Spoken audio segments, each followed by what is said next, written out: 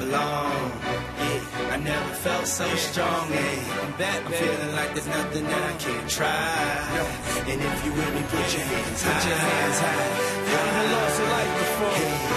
This one is for you. Put your hands high. The dreams are filled. You're rocking with the best. I'll be on the show.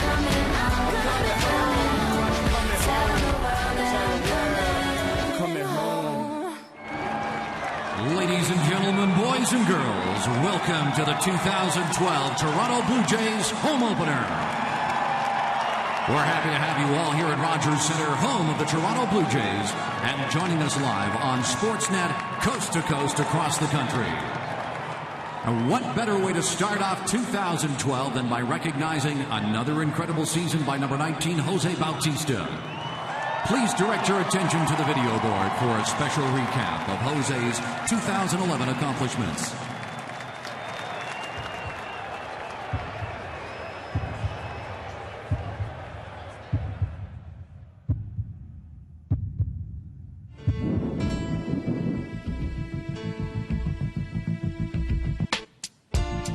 With his focused stare, he concentrates and calculates. He is prepared for this moment. He knows what is coming next. In his mind, the ball has already left the park. He can feel the crowd. He feeds off their energy. He can see them rising to their feet, hear them singing his name. He senses the excitement of his teammates, of the city, of this country. He knows what is possible. He believes it. All that's left is to do it.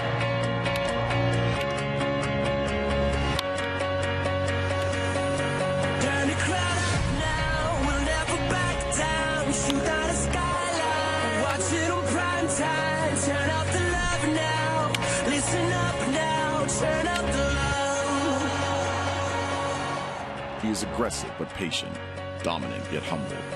Offense and defense, speed and slugging, power and grace. He is proud to represent Toronto. He's a leader in every sense of the word. He is the most feared hitter in baseball. He is ready. Don't let me get in my zone. Don't let me get in my zone. Don't let me get in my zone. Don't let me get in my zone.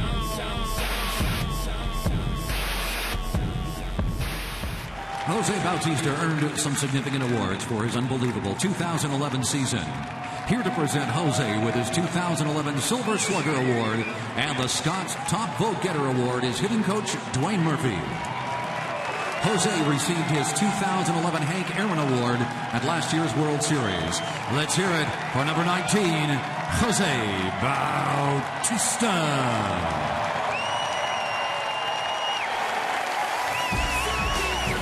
Congratulations, Jose.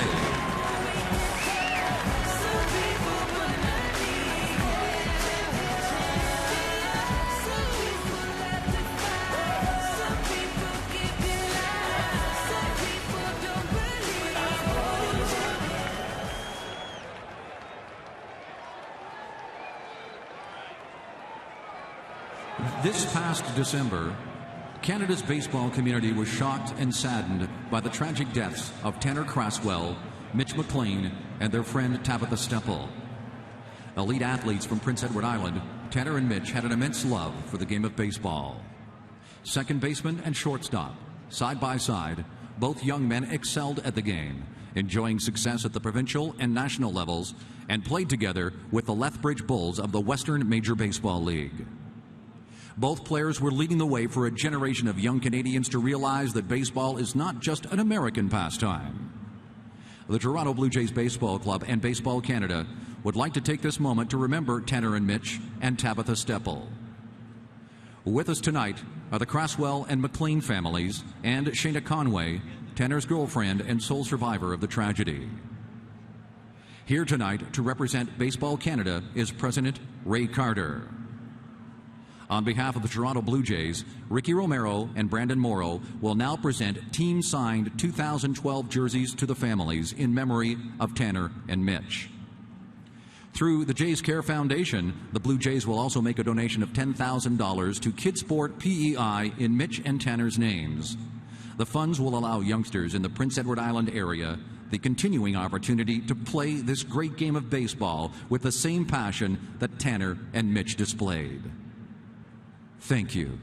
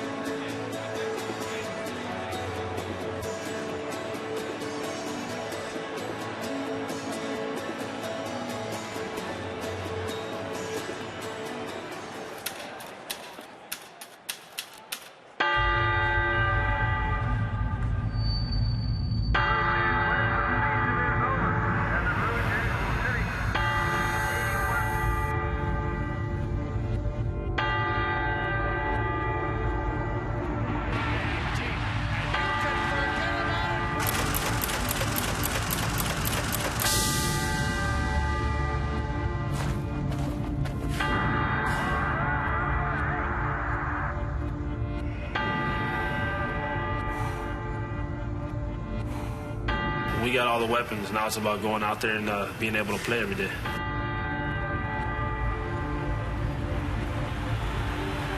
We're going to win a lot of games, and I have a great feeling about that.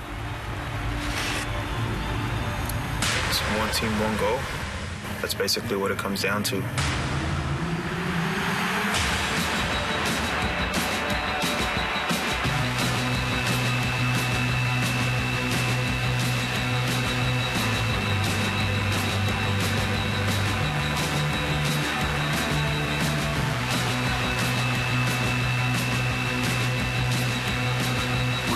We're talented, but we're going to have a little swagger. We're going to go out there and with the belief that we can win every night.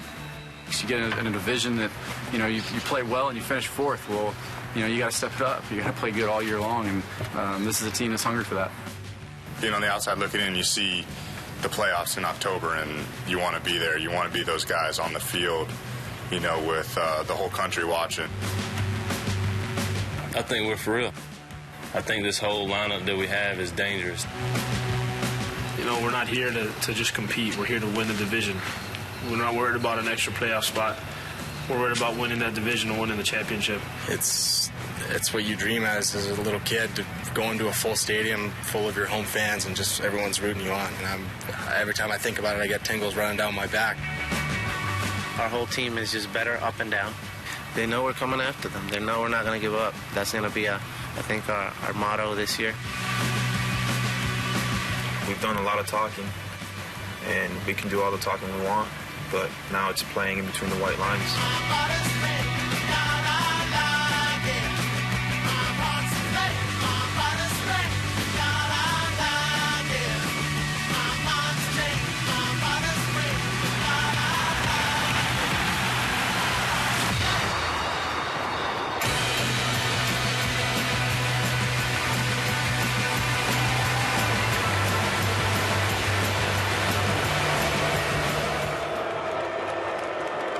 Ladies and gentlemen, here are the teams for tonight's game. First, please welcome the 2012 Boston Red Sox non-starters, coaches, and support staff. Now, the starting lineup for the Boston Red Sox, managed by number 25, Bobby Valentine. Batting first, center fielder, number 2, Jacoby Ellsbury. Batting second, at second base, number 15, Dustin Pedroia. Batting third, first baseman, number 28, Adrian Gonzalez. Batting fourth, third baseman, number 20, Kevin Youkilis. Batting fifth, the designated hitter, number 34, David Ortiz.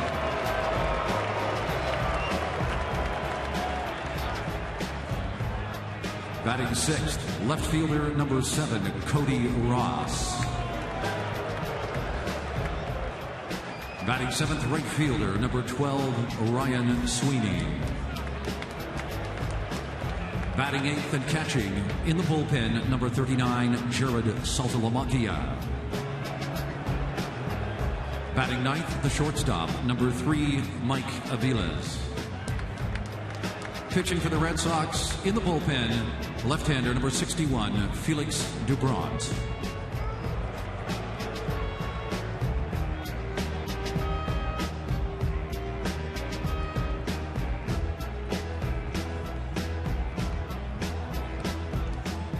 And now, Blue Jay fans, your 2012 Toronto Blue Jays.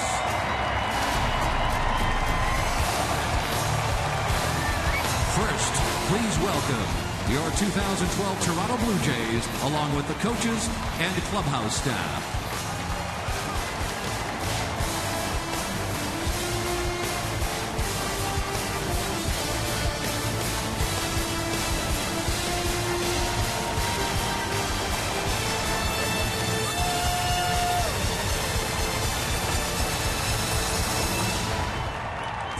First, visiting clubhouse manager Len Frillick. Equipment manager Jeff Ross. Clubhouse manager Kevin Malloy. Massage therapist Todd Earl. Strength and conditioning coordinator Brian King. Assistant trainer Hap Hudson. Trainer George Koulas. Bullpen catcher in the bullpen, Alex Andriopoulos. Also in the bullpen, batting practice pitcher, Jesus Figueroa. First base coach, Tori Lovolo. Bench coach, Don Wakamatsu. In the bullpen coach, Pete Walker. Hitting coach, Dwayne Murphy. In the bullpen, pitching coach, Bruce Walton. Third base coach, Ryan Butterfield. Coaching assistant, Luis Rivera. Pitcher number 4, Kyle Drabeck. Catcher number 6, Jeff Mathis. Outfielder number 8, Ben Francisco. Outfielder number 14, Eric Thames. Infielder number 17, Omar Vizquel. Pitcher number 21, Sergio Santos. Pitcher number 23, Brandon Morrow. Pitcher, number 24, Ricky Romero.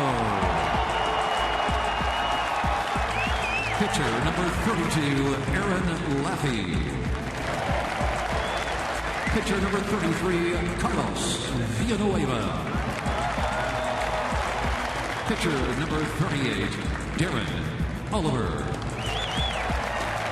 Pitcher, number 44, Casey Jensen.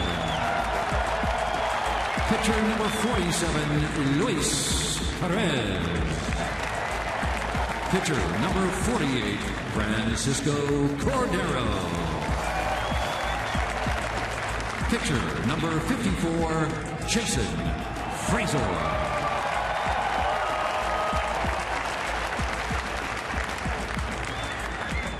And now, the starting lineup for your 2012 Toronto Blue Jays, managed by number 52, John Farrell.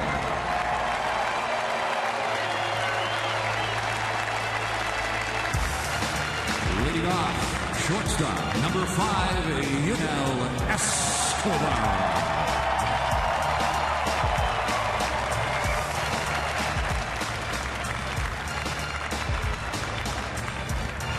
Batting second, at second base, number 2, Kelly Johnson.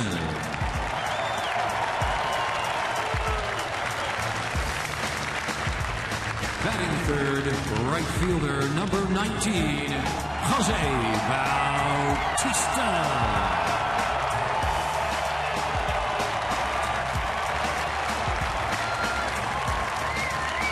Batting fourth, the designated hitter, number 10, Edwin Encarnacion.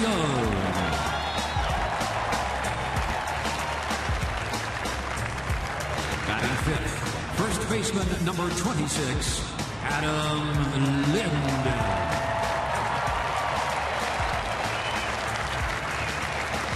Batting sixth, at third base, number 13, Brett Lowry.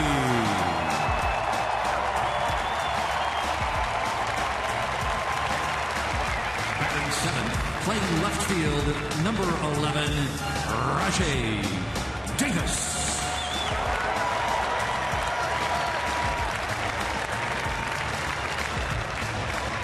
Batting eighth and catching in the bullpen, number 9, J.P. Encina.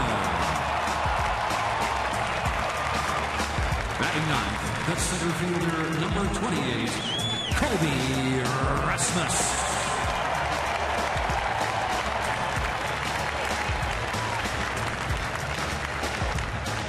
And pitching for the Blue Jays tonight in the bullpen, right-hander number 37, Henderson Alvarez. Ladies and gentlemen, boys and girls, your 2012 Toronto Blue Jays.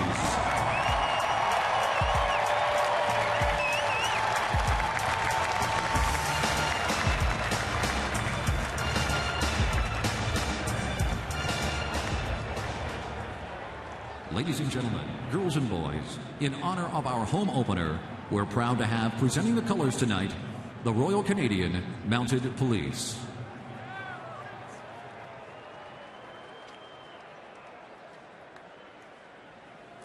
Fans, we ask you to please rise and join us in a moment of silence. Along with Tanner Craswell and Mitch McLean, tonight we honor the memory of 3 others that we recently lost and who contributed greatly to the Canadian baseball community. Once described as Canada's greatest sports writer ever, Trent Frame's career spanned over 60 years. Trent wrote for the Toronto Star, the Globe and Mail, and Toronto Sun. Marty Springstead was an American League umpire from 1966 to 1985. Following his on-field career, he became executive director of umpires. Gary Carter made his Major League debut in 1974 with the Montreal Expos and remained with the Expos throughout the '84 season before moving on to the New York Mets, where he was an integral member of the 1986 World Series champions. Gary Carter was the first player to enter the Hall of Fame as a Montreal Expo. Please join us in a moment of silence.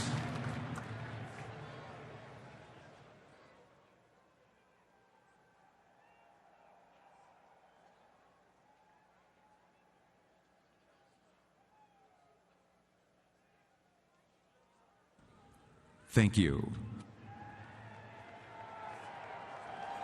Fans, in honor of our great country, we are proud to welcome to the field Warrant Officer Robert Morningstar, 7th Toronto Regiment. Warrant Officer Mark Diott, the Lorne Scots Regiment. Corporal Thomas Burkett, Governor General's Horse Guards, and Corporal Ryan Newton, Governor General's Horse Guards. All 4 men have served several deployments in Afghanistan, protecting our country, and we're honored to have them here at Rogers Center tonight. Along with these 4 members, please welcome Army Reserve Officer 2nd Lieutenant Scott Newlands.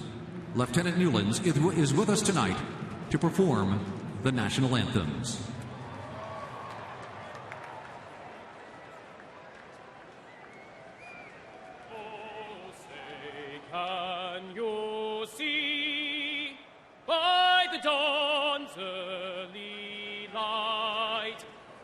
So proudly we hailed at the twilight's last gleaming, whose broad stripes and bright stars through the perilous fight o'er the ramparts we watched were so gallantly streaming, and the rockets' red glare, the bombs bursting in air, gave proof through the night that our flag was still there. Oh, say does that star-spangled banner yet wave for the land of the free and the home of the brave?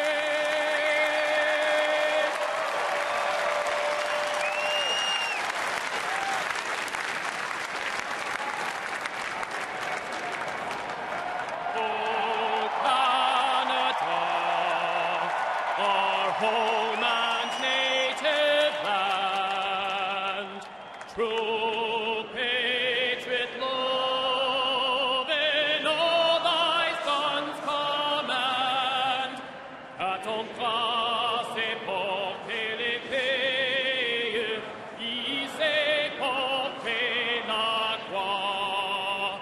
Ton histoire est une épopée des plus brillants exploits. God keep our land glorious and free. Oh, Canada, we stand on guard for thee. Oh, Canada, we stand on guard for thee.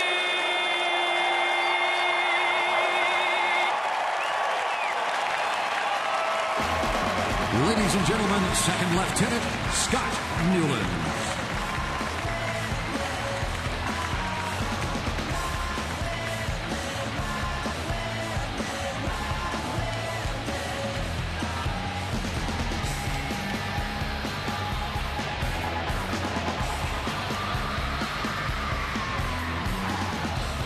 Fans, please join us in welcoming our very special guest to throw out tonight's ceremonial first pitch. He was a Major League pitcher over parts of 11 seasons and was a member of 2 World Series winning teams, the 1964 Cardinals and the 69 Mets. At the conclusion of his playing career, he returned to medical school to become a doctor, and since 1978, he has been the team physician for the Toronto Blue Jays. Tonight, the Blue Jays would like to recognize Dr. Ron Taylor for his 35 years of continuous service with the team. To throw out the ceremonial first pitch, Toronto native Dr. Ron Taylor. Catching is Ricky Romero. Let's hear it for Dr. Ron Taylor.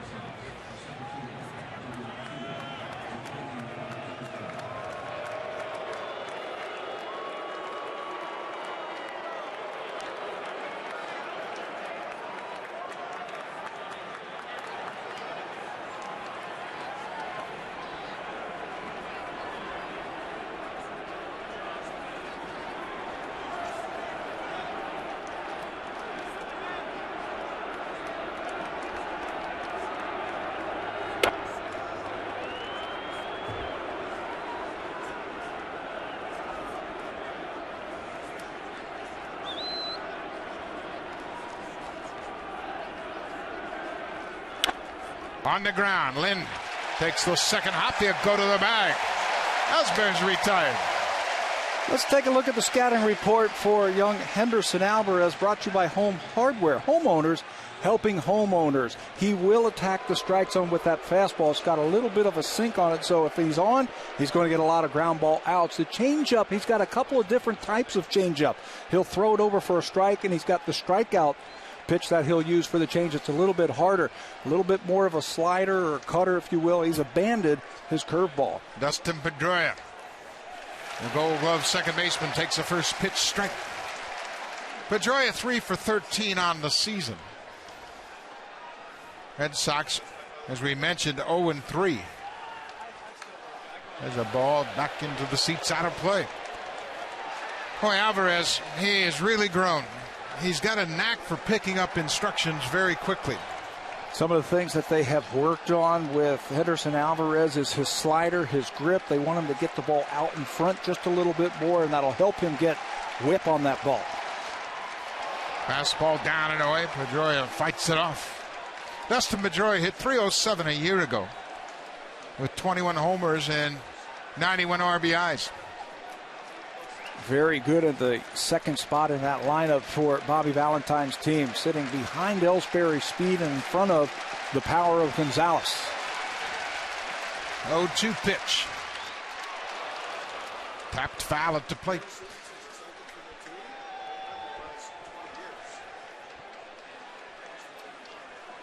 Alvarez, his last start in spring training didn't go that well. He faced the A lineup for the Detroit Tigers, and all you got to do is ask the Red Sox about the Tigers. They're pretty potent. Yeah, they certainly are. Shell-shocked. Up and in. That start you were just talking about for Henderson Alvarez against the Tigers the last day of the season. First 5 batters for the Tigers hit the ball hard against him. 4 base hits and 1 line out to the outfield, but he gathered himself. He ended up pitching 4 innings and shut out baseball after the first.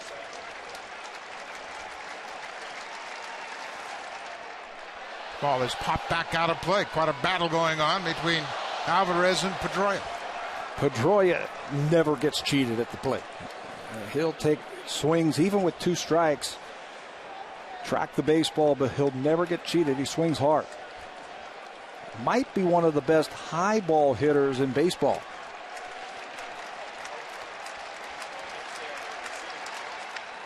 On the ground, Laurie comes in, takes the big hop. 2 outs. Brett Laurie got a rousing welcome here at Rogers Center when he was introduced in the pregame ceremonies. Langley, BC native. Well, he never stops moving at third base, positioning himself. He's always moving, getting himself ready.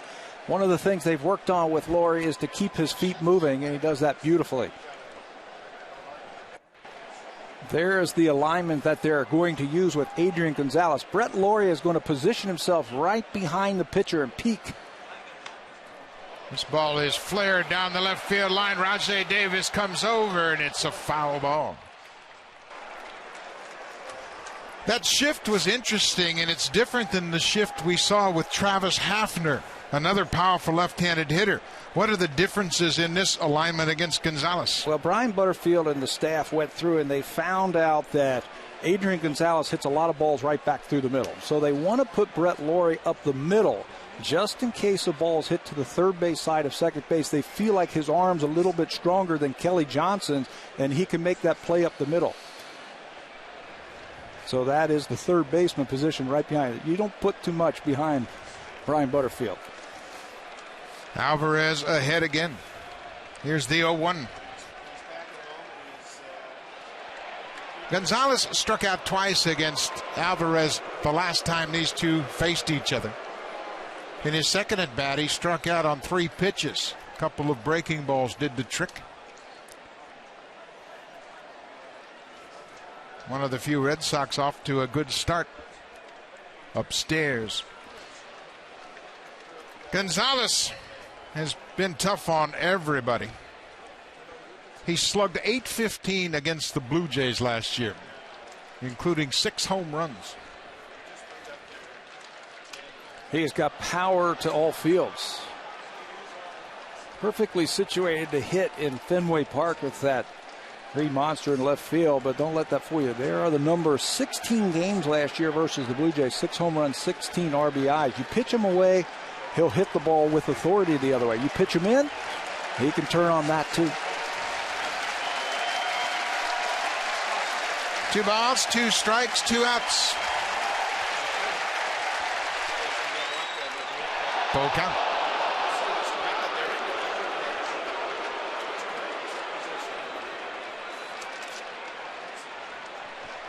Kevin Youkilis on deck.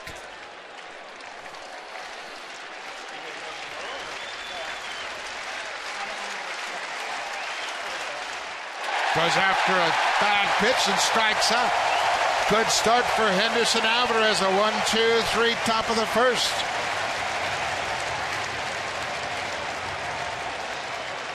Yunel Escobar will start things off. Kelly Johnson.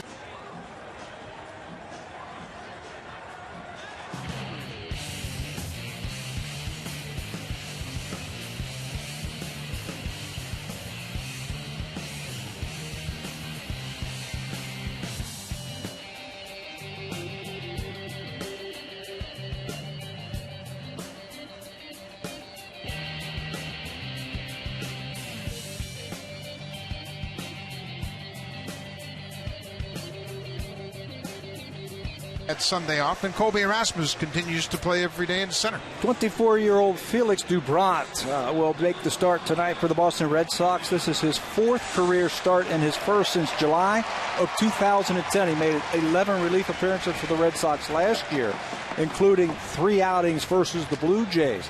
They needed a 4th and 5th starter. Dubrant won the 4th starter spot with a very good spring. Dubrant's working with a new pitching coach, Bob McClure, and McClure was really impressed with Dubrant's ability to change speeds on his fastball. Feels he's got a nice touch for really disrupting the timing of the hitters. Yunel Escobar will try to start things going here. As we mentioned, just 2 for 19 in the early going. Pressed a little bit, it looked like, in Cleveland, especially that last game with runners on base.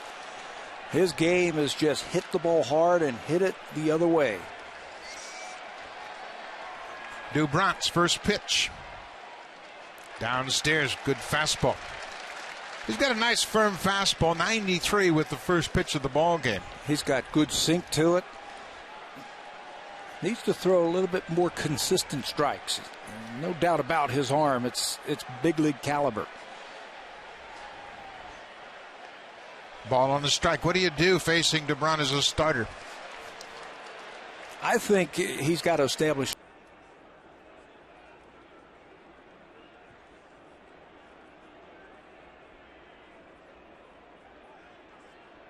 Throw it for a strike. Up and away. Jared Saltalamacchia back behind the plate. Big change for the Boston Red Sox is they don't have their captain and catcher Jason Varitek. Meant so much to that ball club and setting up hitters and working with the pitching staff and formulating a game plan. Popped into the seats. Saltalamacchia started 96 games a year ago, and he is destined to get the majority of the workload. He's worked hard, and certainly Varitek helped him a lot last year with the finer points of calling a game and getting to know this pitching staff. They've got one of the better catching instructors in all of baseball, and Gary Tuck. I think he's the best. 2 balls, 2 strikes. There's a breaking ball. So one thing Escobar has had a problem with in the early going is that breaking ball out of the zone. He has 5 strikeouts already. Committing himself a little bit too early. At times his swing is getting a little bit long. If he can stay a little bit more compact, that's where his strength is. A 290 average a year ago.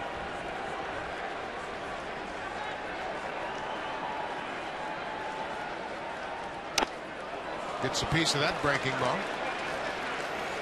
A little bit different breaking ball that time from Dubrant. Looked like it had a little more depth to it. He'll throw a curveball.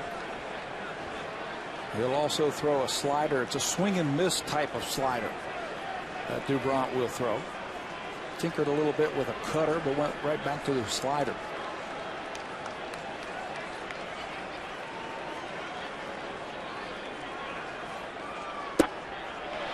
Full count. This is one thing Escobar does very well. He'll make the pitcher work. Yeah, if nothing else, the Blue Jays have had a chance now to see 7 pitches. This will be number 8 from your leadoff hitter, and he has seen everything. Everything that Dubron has in his arsenal, the Jays have been able to see it in this one at bat.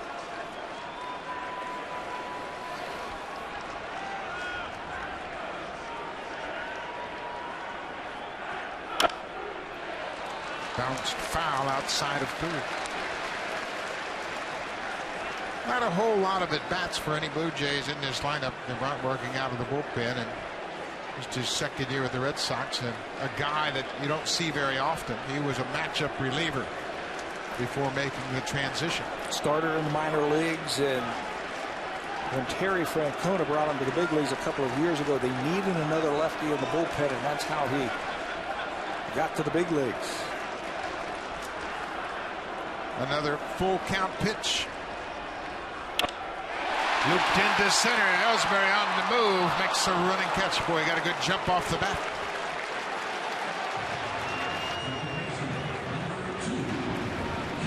Let's take a look at the scouting report for young Felix Dubron. He's got a big league arm like we have been talking about, and he will challenge you with his fastball. It's got a nice sink to it, to throw it 70% of the time. His curveball is very effective. His changeup, I think, is his 3rd best pitch. It's very good. Effectively retired right-handed batters with that changeup. His slider is developing. Kelly Johnson, the second baseman, looks at a fastball up and away. Johnson's gone 5 for 14 so far.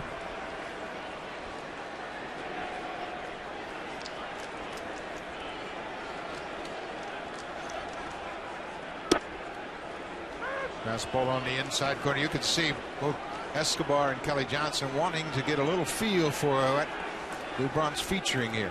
Good hitters like to get a lot of information, and the only way you're going to do that is see a lot of pitches. There's that good curveball down and away. Escobar had a 9-pitch at bat. Bautista waiting on deck.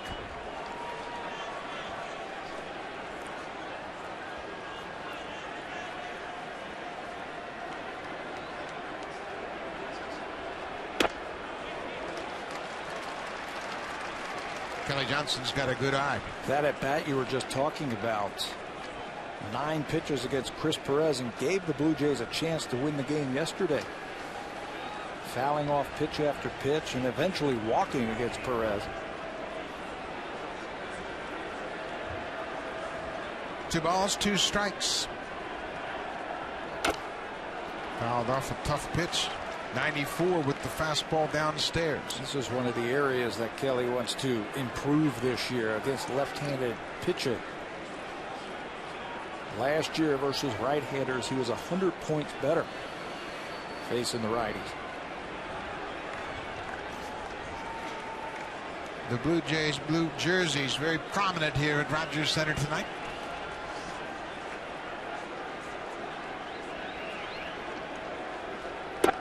Inside. Well, the first 2 hitters have made Dubron work. That's the 15th pitch of the ball game for Dubron. Can't ask for anything more than that. You know all those Blue Jay hitters are sitting over there taking notes.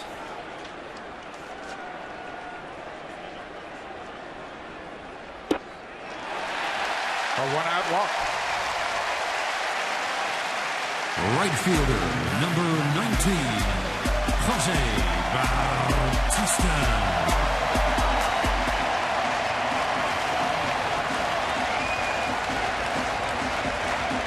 Jose Bautista, he's the man. He's led the majors in home runs the last 2 seasons.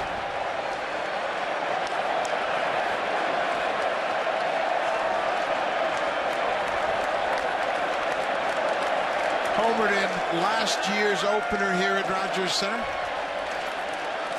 And if he does it again here in this at bat, this place will not blow the lid off of it. The fans are pumped. Bautista certainly has the advantage of seeing Dubront work. Everybody loves Jose.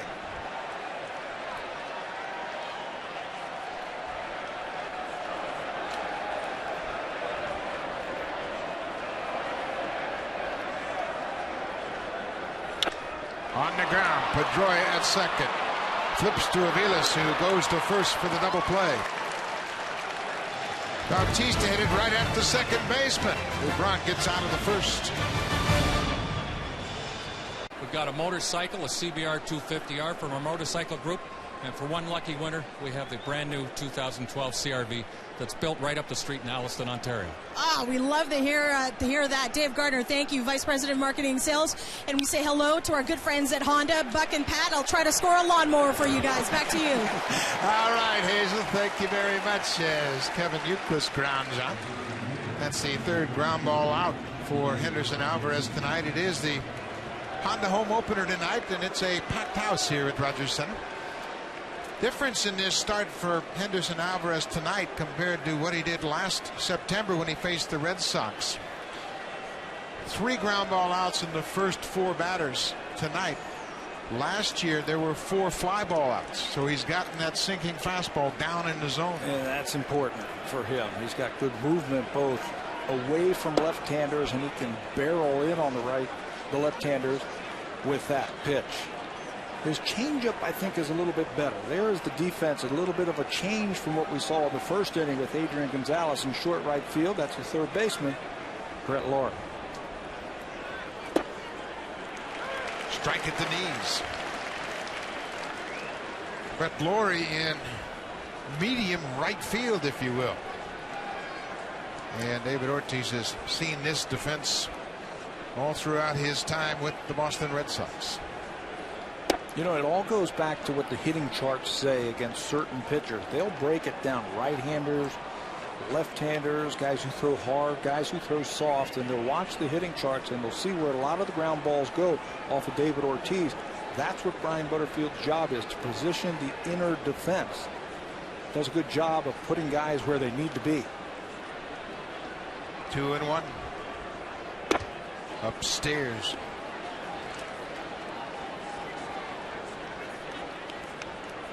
David Ortiz hit .309 a year ago.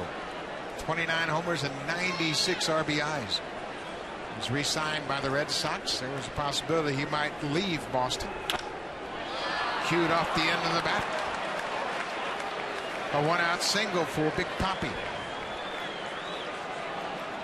You can go with the percentages, and the percentages say that David Ortiz are going to pull a lot of these ground balls, but with a sinking fastball away from him, he stays right with it.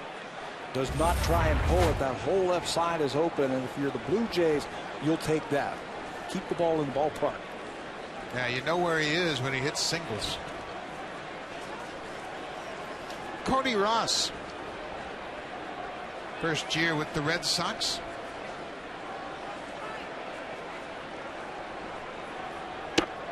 Takes a first pitch strike from Alvarez. Ross was originally drafted by the Red Sox, by the Tigers, excuse me. He's played with 6 different major league clubs. What a playoff he had a couple of years ago with the Giants. Takes that ball inside. With the Giants in 2010 in the postseason, he had .350 in the league championship series with 3 homers. Made a home run against the Texas Rangers in that Giants World Series win in 2010. Sharply hit, backhanded by Escobar. Second for 1, back to first. What a double play. Get used to it, folks. This is an airtight infield. Escobar made a fine play to the backhand, and Kelly Johnson, watch Johnson at second.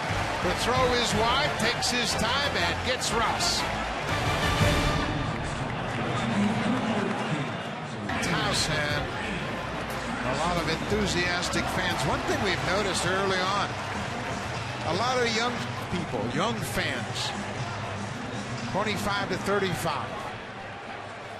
Social media types saying, hey, I'm at the ballpark. You don't know what you're missing. Yep. and interacting with the Blue Jay players. They are huge on that, the Blue Jay players.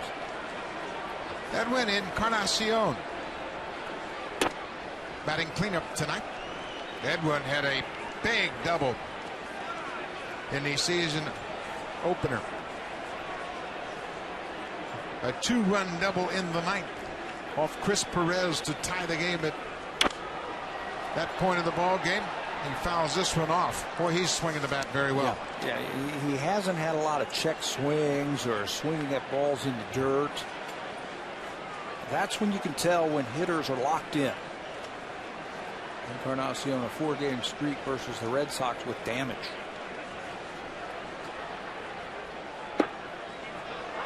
Takes a fastball right in on the corner. How much do you think the good start and the good spring for Encarnacion was a result of his not worrying so much about defense? I think a lot of it. I think when he came to camp last year, he was at first base. If you remember that. Got a lot of ground balls at first base. And then right when the season started, they said, Edwin, go over and play third base. And I think that really messed him with his mind a lot. Get out of that comfort zone. This spring, they said, we're going to play you at third. We're going to have you DH mostly. Or, excuse me, play you at first against the tough lefties. Has a good eye. And they haven't wavered from that. They said that's the way it is. He just seems much more comfortable, much more confident. Minor adjustment with his hitting stance. He keeps both hands on the bat throughout the swing.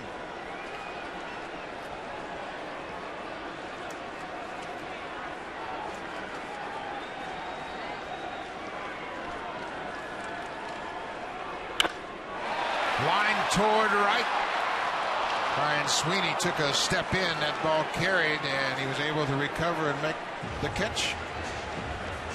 Fans get suited up for the 2012 baseball season at jaysshop.ca. Jaysshop.ca has the largest online selection of authentic Blue Jays caps, t-shirts, jerseys, and more. Visit jaysshop.ca or call 1-877-JAYS-SHOP. And you better get there quick because they're going to run out. I heard it was jammed tonight. You couldn't even get in. There were so many people in the shop. And why not? Who wouldn't want a new hat to sport here at the ball game? Adam Lynn hit in the cleanup spot in the first 3 games of the season, facing all right-handed pitchers. He drops down a spot. John Farrell has plenty of options in this lineup, and I think you're going to see some shuffling as the season develops. He's got nice balance with a combination of lefties and righties. Curveball finds the mark. He has options with players who can play multiple positions. We were just talking about Encarnacion can play first and third. He's taken some some fly balls in the outfield. DH. Omar Vizquel can play every position, I think, on the diamond.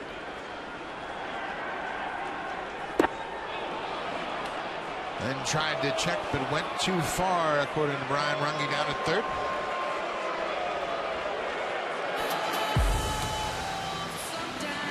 Third baseman, number 13, Brett Lawrie.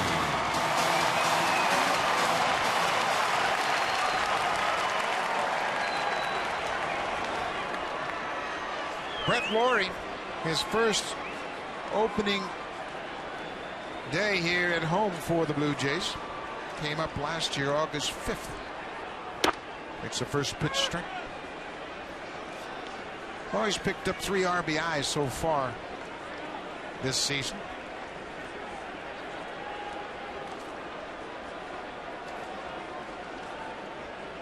I think he'll find, especially early in the season here, how pitchers might pitch him a little bit differently than they did last year.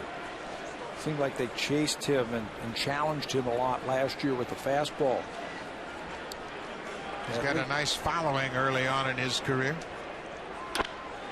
Sharply hit through the hole. Base hit to left. Laurie slipped around first base. He's full speed ahead all the time. Game speed in everything he does. Dubron tries to go inside. And Brett Laurie is waiting for that one. Ready. And uncorks one into left field. The dimension that he brings on the bases with his speed, he can get himself in a scoring position very quickly. 7 for 8 in steals last year. Boy, does he have a huge lead.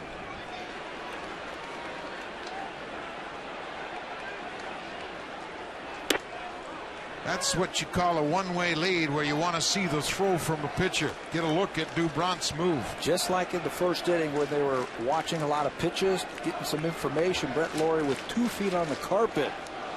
And his first movement was going to be back to first base, anticipating Dubron to throw over.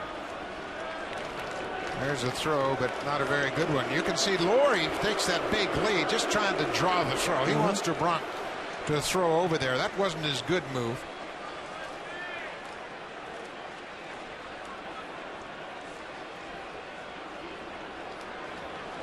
Rajay Davis getting the start in left.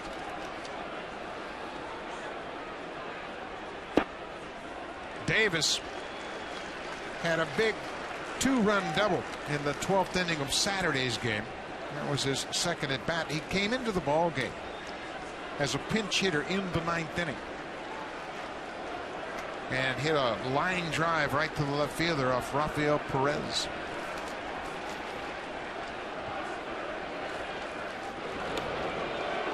How do you assess that move? So-so.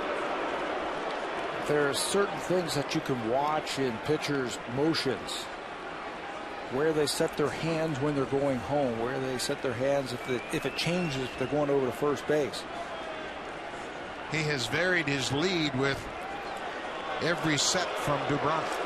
I think his regular pickoff move, his regular throw to first base, that wasn't his good one. That was just a, here's one, I'm going to show it to you. And then Laurie went out there and got a huge lead.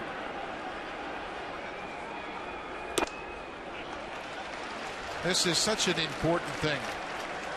The distraction of good speed at first base that proved to be costly for the Red Sox against the Tigers in Game 2 when Josh Beckett was worried about Austin Jackson at first. He threw to first 5 times, and the big guy, Miguel Cabrera, took him deep.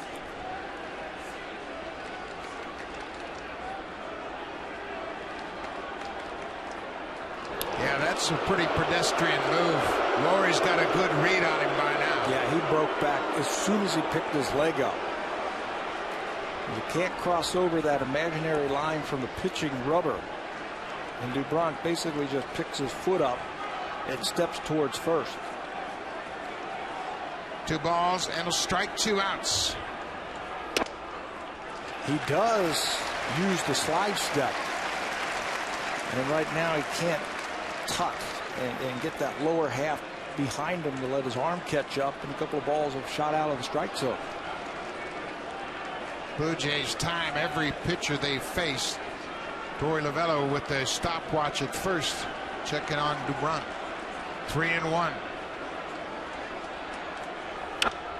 Popped up over near the Red Sox dugout. Just beyond the reach of Saltalamacchia and Gonzalez. Thought Gonzalez had a better shot at it. The Gold Glove first baseman. Shorter distance from first base. Comes over and finds the railing, and it's Gonzalez who reaches for it. I thought he had a shot at getting it. Not a lot of help from his teammates. No, nobody jumped up to help him out, let him know how much room they have. Generally, everybody comes to the railing, said, you're all right, stay with it. Full count, 2 outs. They're holding Laurie on because of his speed.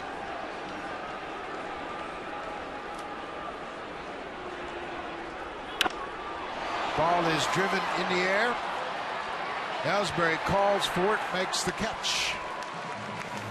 Brett Laurie gets a 2-out single, but the Red Sox leave him on. Helping homeowners.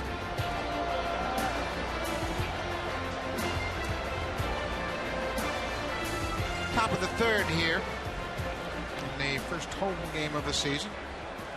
Well, what an honor for Henderson Alvarez to open up the home portion of the schedule. Big crowd here at Rogers Center. I think the Blue Jays knew exactly what they were doing when they named Alvarez to start the fourth game of the season, first one here. They named it early enough and set their pitching staff up early enough to get him on track. Ryan Sweeney came to the Red Sox in the Andrew Bailey trade from Oakland. Sweeney had a great season with Oakland in 2009. He led the ball club with a .293 average. And he can hit right-handed pitching. In his career, just a shade under 300. There are his numbers since 2006. Just a shade under 300 in his career versus right-handed pitching.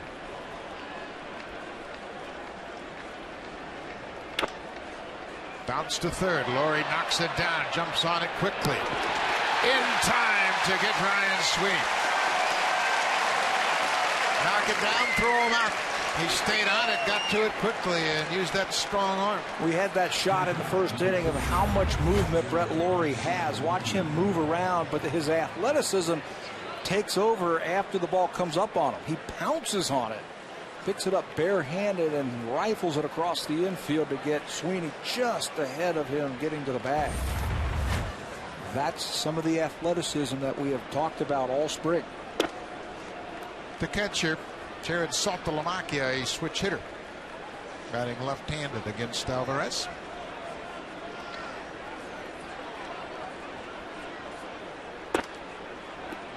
Hit .235 a year ago for Boston with 16 homers. Always been an intriguing catcher, given the fact that he's a big, strong guy with power and a switch hitter. Pops this one up over near the seats in foul ground. That'll get out of play. Yeah, that's what he is going to be known for. Saltalamacchia, when he came up with the Braves. The possibility or the potential to hit 20-25 home runs in the big leagues. There are his career numbers in 355 games. He was involved in that trade in 2007 with the Texas Rangers that sent Mark Teixeira to Atlanta. Saltalamacchia, Elvis Andrus, Neftali Feliz went to Texas for a good pitch. He really drove that fastball in on the inside corner. Matt Harrison was in that trade too, wasn't he? Yep. Elvis Andrus, Neftali Feliz, Matt Harrison, and Bo Jones, plus Saltalamacchia. Texas's defining moment, I think, when they turned that organization around. Texas sent Mark Teixeira and left-handed reliever Ron Mayhay to Atlanta on July 31st, 2007. Off the end of the bat, Colbert Asmus dives and makes the catch. Asmus laying out for a second time this season. He made a play going away from the infield in Cleveland to take away extra bases, and right there takes a hit away from Jared Saltalamacchia.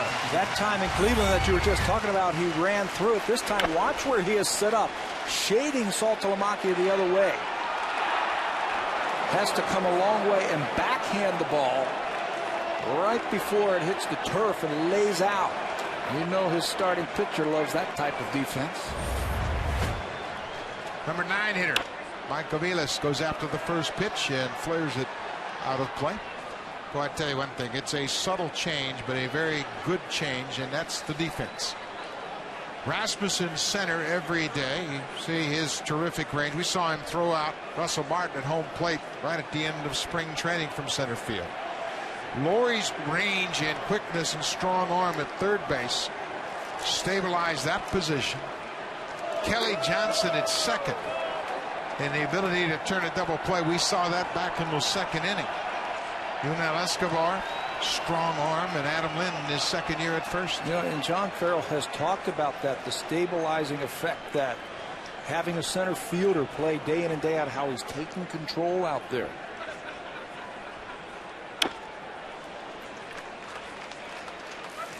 This is a team, the Blue Jays went through 8 center fielders last year. Outfield was a shambles last year. Certainly. 10 right fielders, 8 center fielders, 12 outfielders altogether. Different outfielders trying to make the grade. 0-2 missed downstairs. When you have a regular center fielder, a regular right fielder, and a regular left fielder, they get to know each other and can get a sense for who's going to make the play. Swing and a miss by Aviles. Henderson Alvarez has faced the minimum through 3 innings. Good defense has helped him out. A double play in the second and a sliding catch here in the third.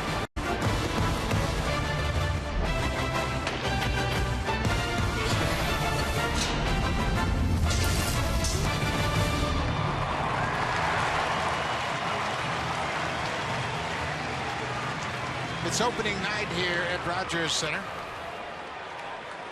JP Arencibia, of course, has a lot of young fans, and he will start things off here in the third.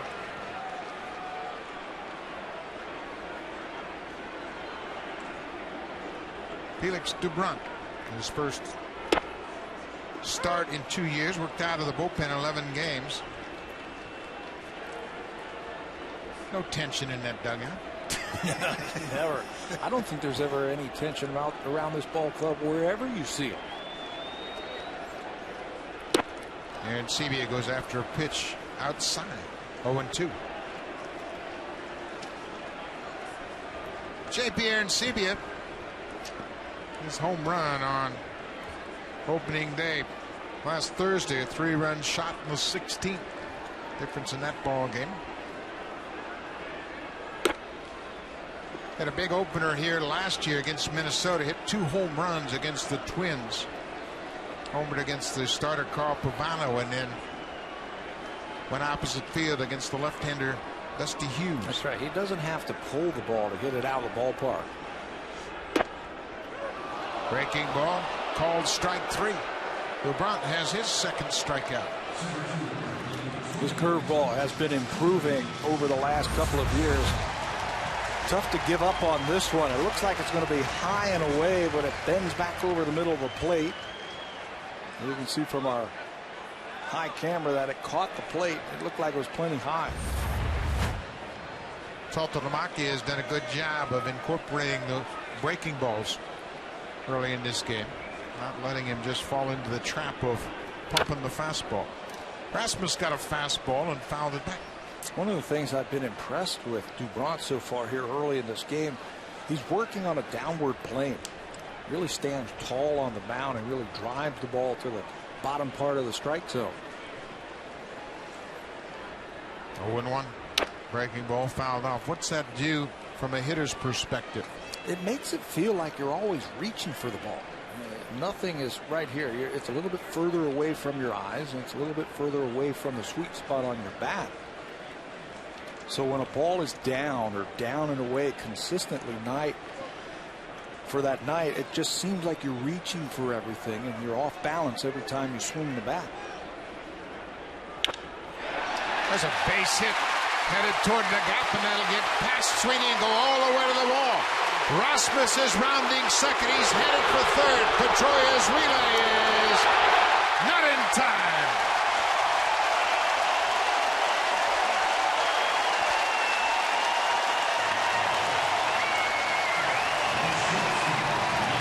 Rasmus with his first triple in a Blue Jays uniform. We were just talking about the ball away and being off balance. This time this breaking ball is over the middle of the plate, right in the sweet spot and not down. It's up by Rasmus, and once it hits that AstroTurf, it's going to fly all the way to that auxiliary scoreboard in right center field, and with the long strides of Colby Rasmus.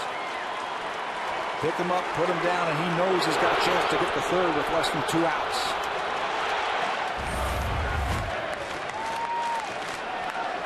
the top of the order. The Red Sox are playing the infield defense back.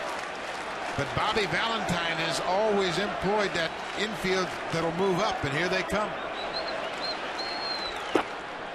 Bobby Valentine did this when he managed with the Rangers and with the Mets. We've seen it often where they'll start back trying to make you think that they're going to concede the run, and then as the pitcher is set, they charge in. Billy Martin used to do that when he was the manager of the New York Yankees. Third base coach takes a look, or the hitter looks and sees that the infield's back. And then when that pitcher starts in his windup, they come sprinting in. The Red Sox used all of Valentine's tricks throughout spring training. It was a totally different atmosphere around Boston than with their former manager, Terry Francona. Valentine's a brilliant baseball guy. No question about it. Now you can see he is directing the traffic on the infield. But he has all sorts of different options. He'll keep the shortstop back. He'll bring the right side in closer. Looks like the left side is going to move back now about halfway. You don't have to come so far in on the AstroTurf here. The ball gets to you a lot quicker than it does on grass. 2-0, 1 out. Way inside. It almost feels like Dubront doesn't want to have anything to do with Escobar. How does the speed of the runner at third affect the infield defense? I think if the Blue Jays are going to play contact, the infield can anticipate him going home, and maybe they take their eye off the ball. 3-0 to Escobar. A 4-pitch walk.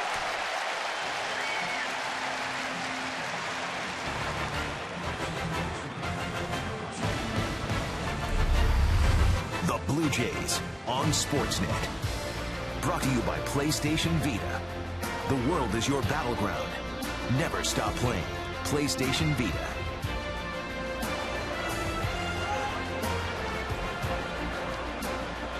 Blue Jays with the best scoring opportunity so far in this ballgame. First and third, 1 out. Scoreless game. Kelly Johnson took the base on balls back in the first. Dubront has walked 2.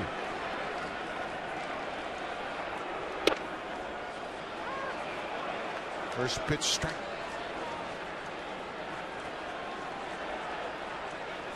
Rasmus at third, Escobar at first. Infield has dropped back to double play depth.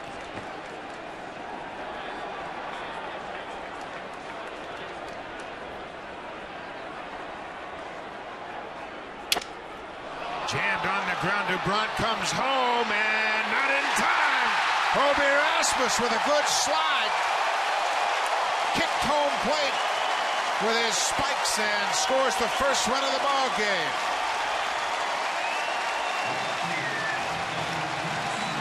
I was talking to Brian Butterfield about this play the other day. It happened in Cleveland, first and third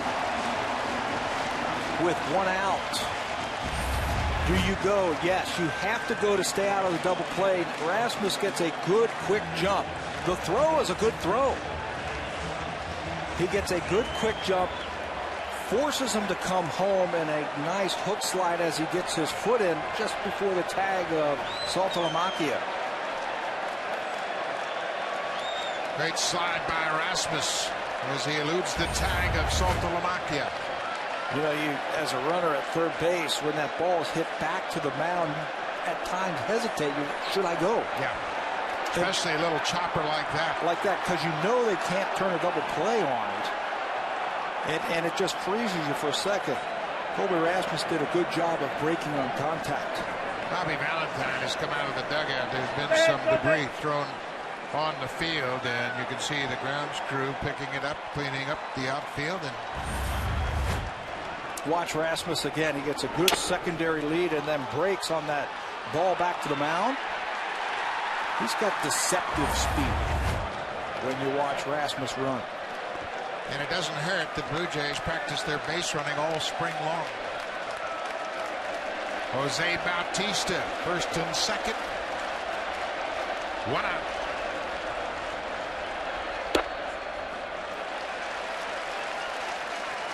Bautista grounded into a 4-6-3 double play to end the first. Blue Jays are up 1-0.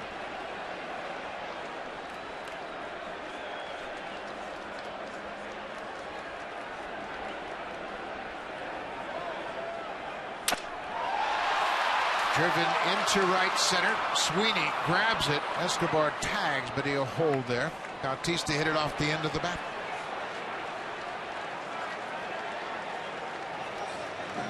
So there are 2 outs now. Well, here's where the flip-flop of Encarnacion and Lynn really becomes important. Yeah, that's why they did it. John Farrell putting 2 right-handed power bats in the middle of the lineup. If guys are on base, he was going with the lefty-righty type of lineup. But with the left-hander out on that mound, double up with those right-handers. If Bautista can't drive them in, maybe Encarnacion can. Escobar walked. He's at second. Kelly Johnson reached on a fielder's choice and picked up the RBI as Kobe Erasmus came in to score on the comebacker to the mound.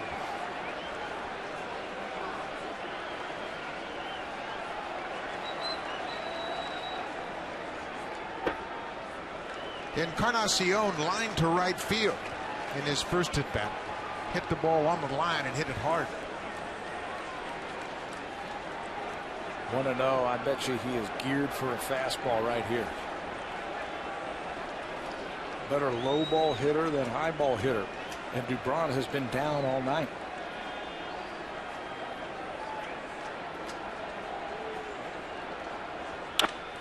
Drilled into left field. That'll get down for a base hit. Escobar rounds third.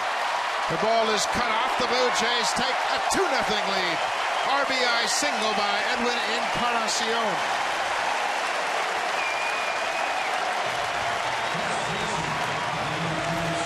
Good low ball hitter, Encarnacion, and that's what he gets. A pitch on the inner half, about knee high. But that's his sweet zone. Go down and get it right here. Line it. A couple of hops to left field. No chance for Ross to throw. Escobar out at the plate. That is a good swing. Head down. Strong two-handed finish. Boy, that two-hand approach has really shortened the length of his swing. He looks dangerous. Adam Lind, a strikeout victim his first time up. 2-0 Jays. Well, you were right on doubling up with the right-handers in the middle of the lineup with runners on base. Well, John Farrell has already shown us that he is thinking about matchups, thinking about the strength of his bench. He's got Ben Francisco to counteract the 2 left-handers down in the bullpen. Ball on the strike. John Farrell did a heck of a job of managing throughout that Cleveland series, pushing all the right buttons in. In the American League, oftentimes you don't need to make all those moves, but he started a runner with Brett Laurie in an extra inning game. Used Rajay Davis at a pivotal point of the ball game as a pinch runner. Used the bullpen flawlessly through that 16-inning game.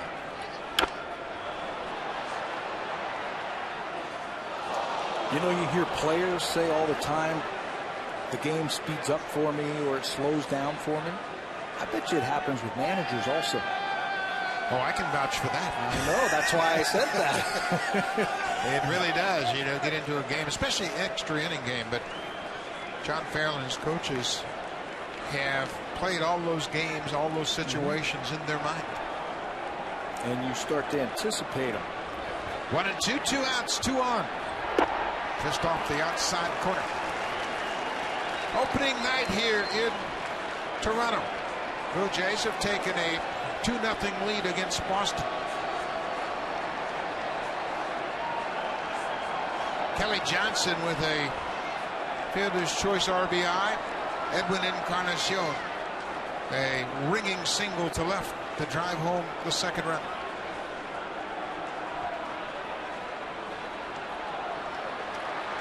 Johnson's been on base twice. 2 balls, 2 strikes.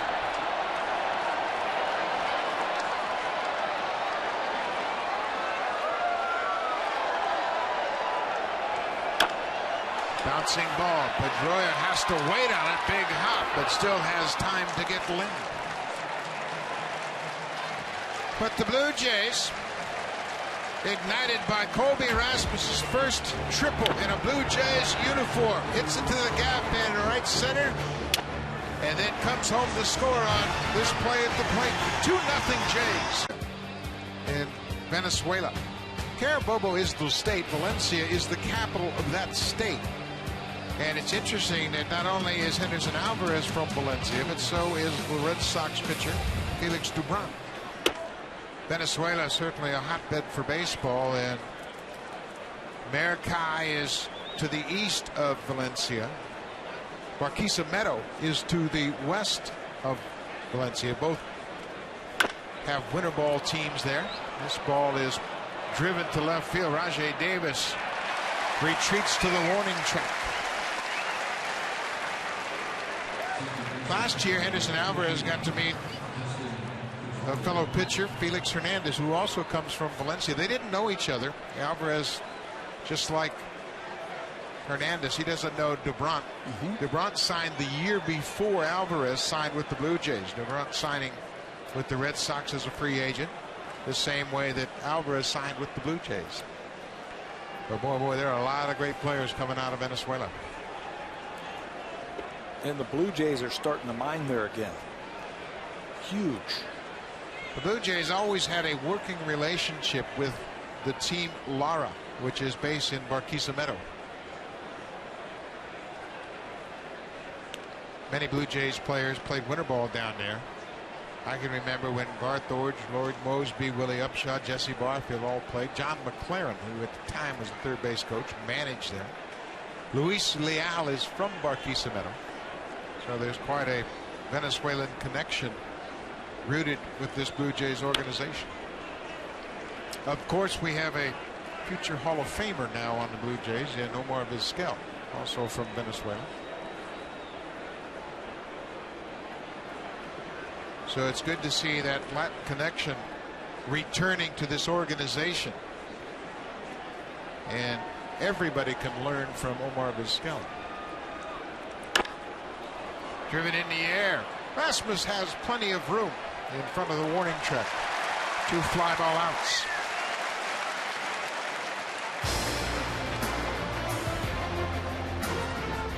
The all-new 2012 Honda CR-V. Yeah, it does that. Honda, the official vehicle of the Toronto Blue Jays.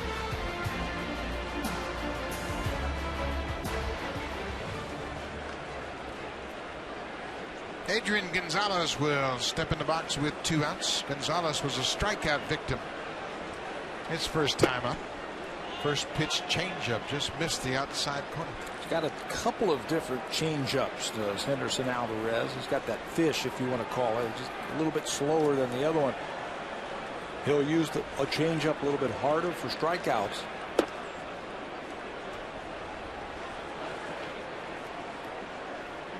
Adrian Gonzalez with 213 hits a year ago is now 0 for 4 against Henderson Alvarez. There's another changeup. Well, he'll throw it any time. He's got a lot of confidence in it. Both sides of the plate. Keep it down with late movement.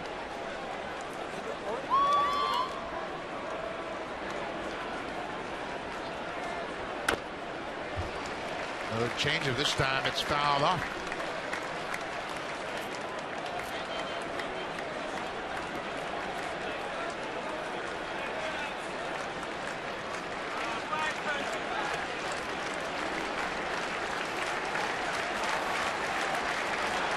Two balls, 2 strikes.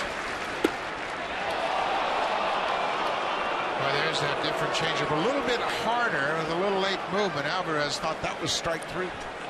Yeah, different than that first pitch that he threw in this sequence to Adrian Gonzalez to get me over one, and then one that he'll use to try and get a strikeout. Payoff pitch.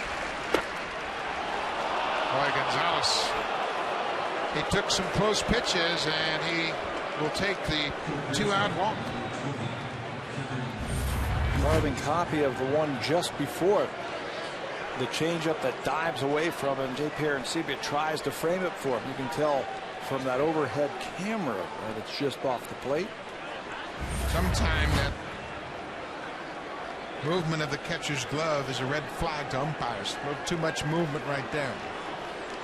Kevin Youkilis takes the first pitch, strike. Alvarez is not afraid to pound the strike zone. One thing that he did the last time he faced the Red Sox back in September of last year, threw first pitch strikes to 15 of the 22 batters that he faced.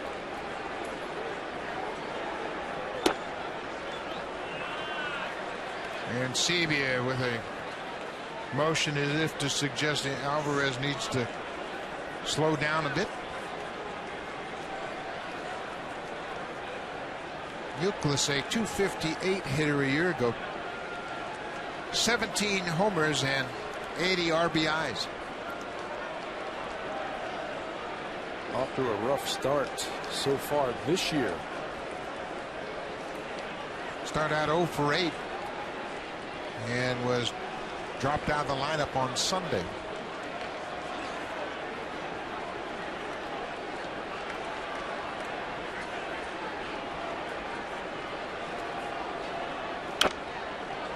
That's foul, back out of play, just a little bit off yet, and it's not unusual that the pitchers have the upper hand early in the season. Hitter's timing isn't quite there. You think about a hitter, regular batter's probably going to get 550, close to 600 at bats during the course of the season, and now you're talking about at bats in the teens. And it's the distance that the pitchers have gone so far early this year. 1-2, 2 outs. Coming into play today, there had been 96 big league games played in both leagues, including the 2 games in Japan. There have been a total of 27 pitchers pitching 7 innings or more. That tells you that pitchers coming out of spring training have the upper hand. Yep. Brandon Morrow was terrific in his first start of the season. Wow. I tell you what, Alvarez is getting no borderline calls whatsoever. The Red Sox do such a good job of working the count. They all have good strike zone awareness. The guy at the plate right there, Kevin Youkilis, might be one of the best in all of baseball. Full count. Gonzalez will be off on the pitch. There he goes. Ball just outside of third.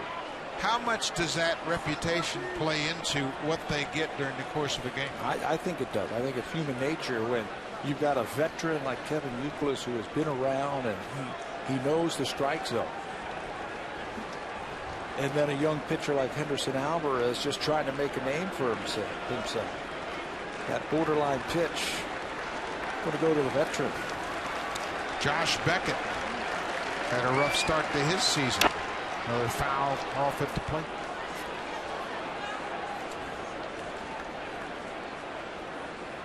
Henderson Alvarez working here in the 4th inning with a 2-0 lead.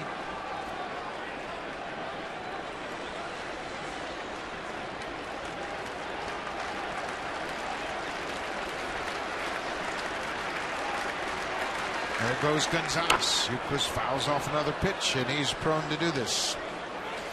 Alvarez has got a lot of movement on his pitches. He also has those devastating changeups, but his velocity is a little bit of a surprise to many that don't really know him. Deceiving. Second on the ball club, just behind a known flamethrower in Brandon Morrow. Morrow averaging about 93.5 miles per hour on his fastball in his 2011 starts. Henderson Alvarez just a tick behind him at 93.2. He also has such a smooth delivery that it jumps on the hitters. Morrow was good on Saturday, boy. Here's another 3-2 pitch. This one is popped in the air, slicing toward the seats. Bautista giving chase. Runs out of room. Well, he slid a little bit further than I think he expected to and slammed into the padding along the seats. All out, comes hard. And that wall's not going to give. So we'll do it again. Adrian Gonzalez is getting his sprint work in. He'll be off on the pitch.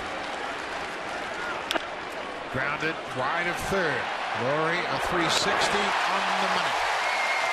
Again, a great example of the range of Brett Laurie at third. He guns down Kevin Youkilis.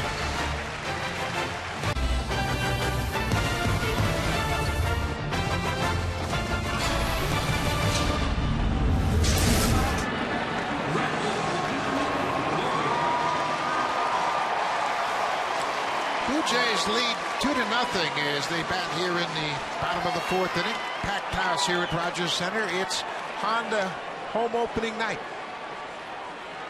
And the spirit is very evident. We saw it coming into the ballpark early this afternoon, and these people are having a good time. Brett Laurie singled back in the second inning.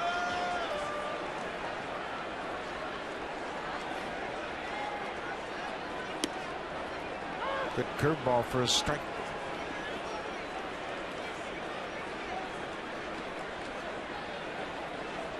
Blue Jays have scored 2 runs on 3 hits. The Red Sox have a single hit. Laurie off the end of the bat.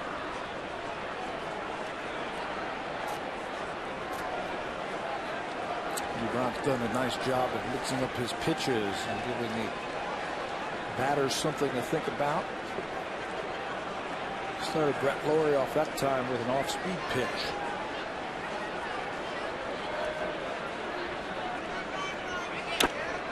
Stays alive.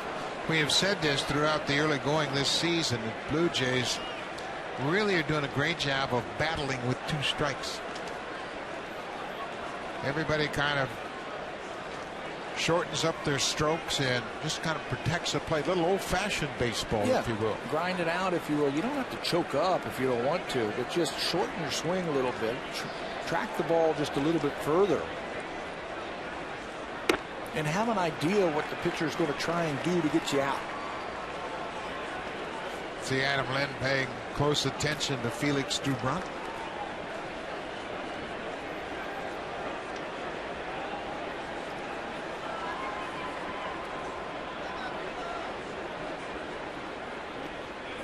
Checked his swing on that inside breaking ball. The Red Sox got a good performance from their opening day starter John Lester against the Tigers. He went 7 innings, gave up just a single run. But boy, after that, it was a disaster in Detroit. Red Sox pitching in the 20 innings after Lester left allowed 24 runs on 33 hits, including 7 home runs to the Tigers. Here's the 2-2. Got him. 1 out here in the fourth. Let's check in with Jamie Campbell.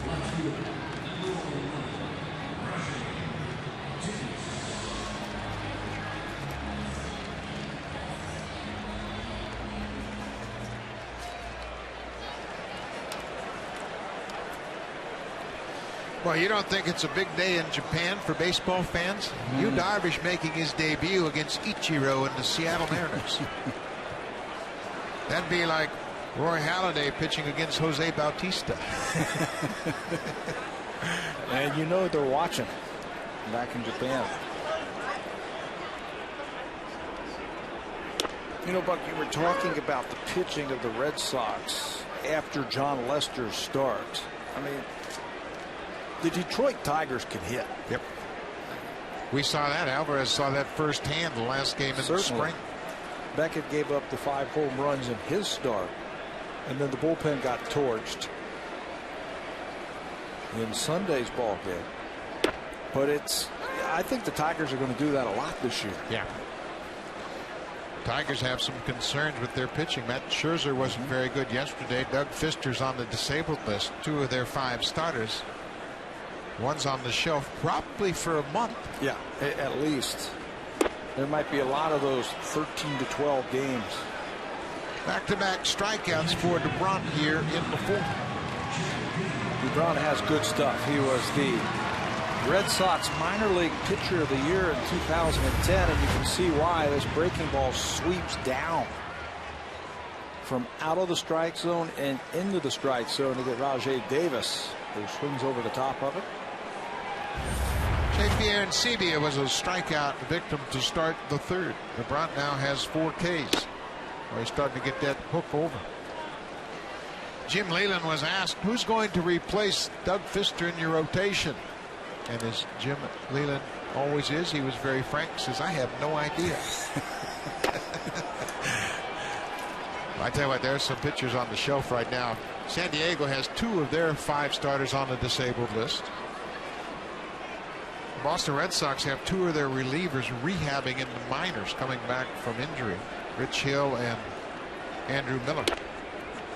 Throw in Andrew Bailey also, who had some surgery on his thumb. But if you're the Tigers and you need a starter, just find someone who can give up no more than 5 or 6, and they're still going to be in the ball game. I tell you what, pitching is at such a premium, that's even hard to do. 1 ball, 2 strikes, 2 outs. Arencibia looks at a close one. Everybody's trying to improve their ball club. I mean, it never stops. They're always looking around. Rodrigo Lopez was just called up from the minor leagues by the Chicago Cubs. Kip Wells back in the big league. Re-signed with the Chicago White Sox, his original team. 2-2. Cued off the end of the bat. Arencibia stays alive. How about Andy Pettit? He's pitching tonight in Tampa. On a rehab start with the Tampa Yankees in the Florida State League. They are targeting an early May return for Andy Pettit. Didn't pitch at all in 2011. Outside. Full count. I heard some good news today about Daisuke Matsusaka, who is ahead of schedule for the Boston Red Sox after Tommy John surgery last year. He is throwing right now in Florida and throwing hard from what I understand. Full count. Arencibia takes a 2-out walk.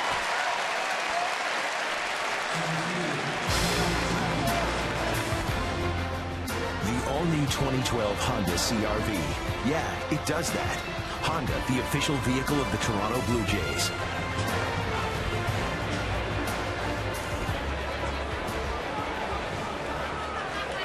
Kobe Rasmus is the batter, the number 9 hitter. He tripled and scored in the third.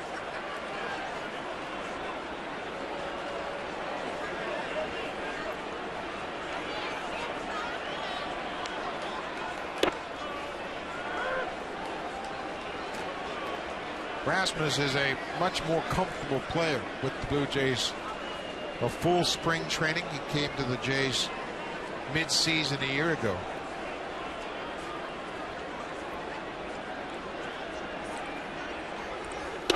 Just doesn't have to deal with all the added pressures that he had in St. Louis. He was the new guy, the young guy. It just never seemed like he fit in St. Louis. You were talking about a lot of the veterans that they had on that team. Rasmus came up with the Cardinals when he was 22. The next youngest player was the catcher Yadier Molina, who was already an established veteran. And he was 26. Just a big gap. And then you had Matt Holliday, you had the older guys on the team, Albert Pujols. Just, it was a tough atmosphere. This is a much different atmosphere. Colby Rasmus is just one of the boys here.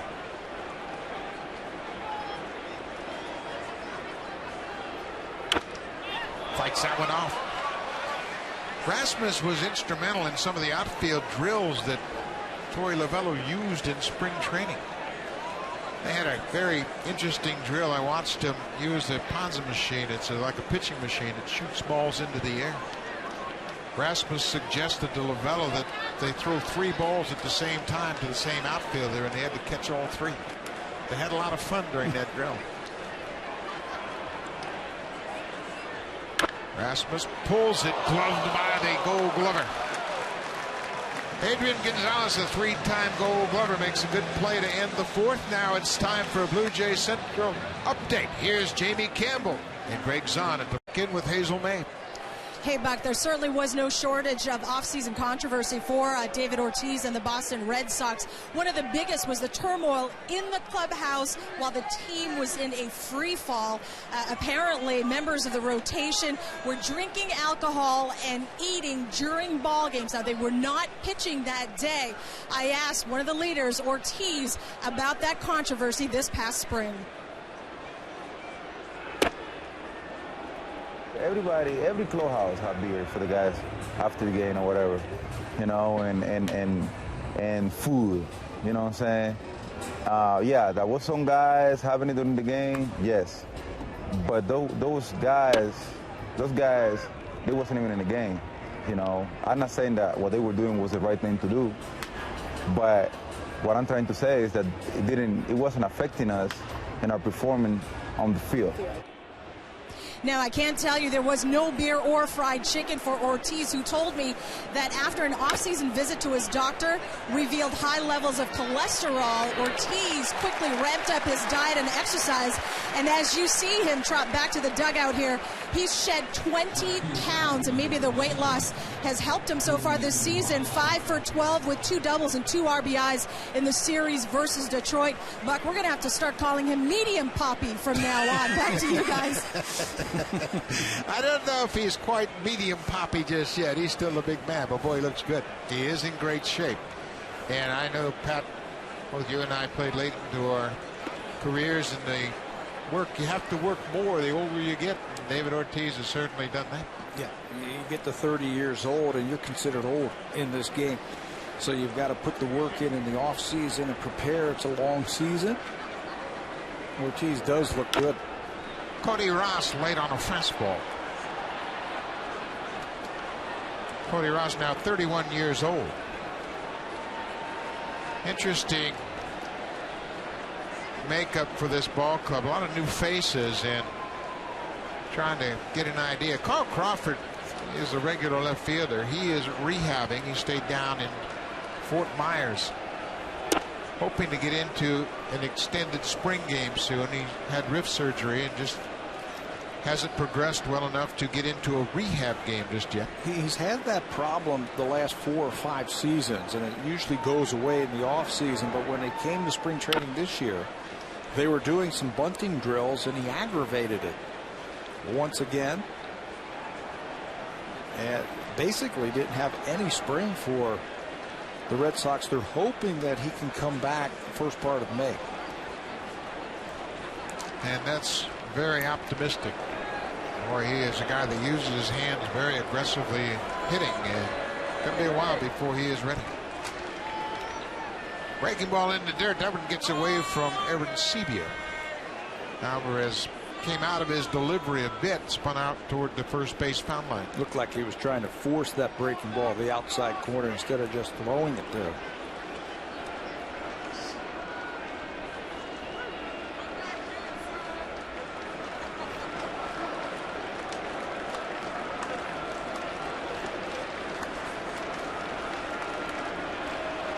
Three, 2, 1 out. Base hit up the middle.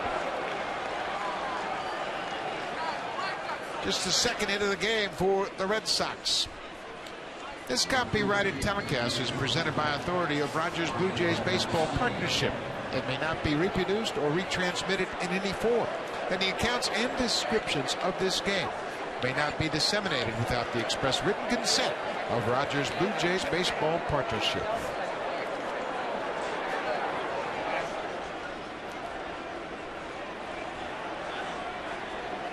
One out base hit. Ryan Sweeney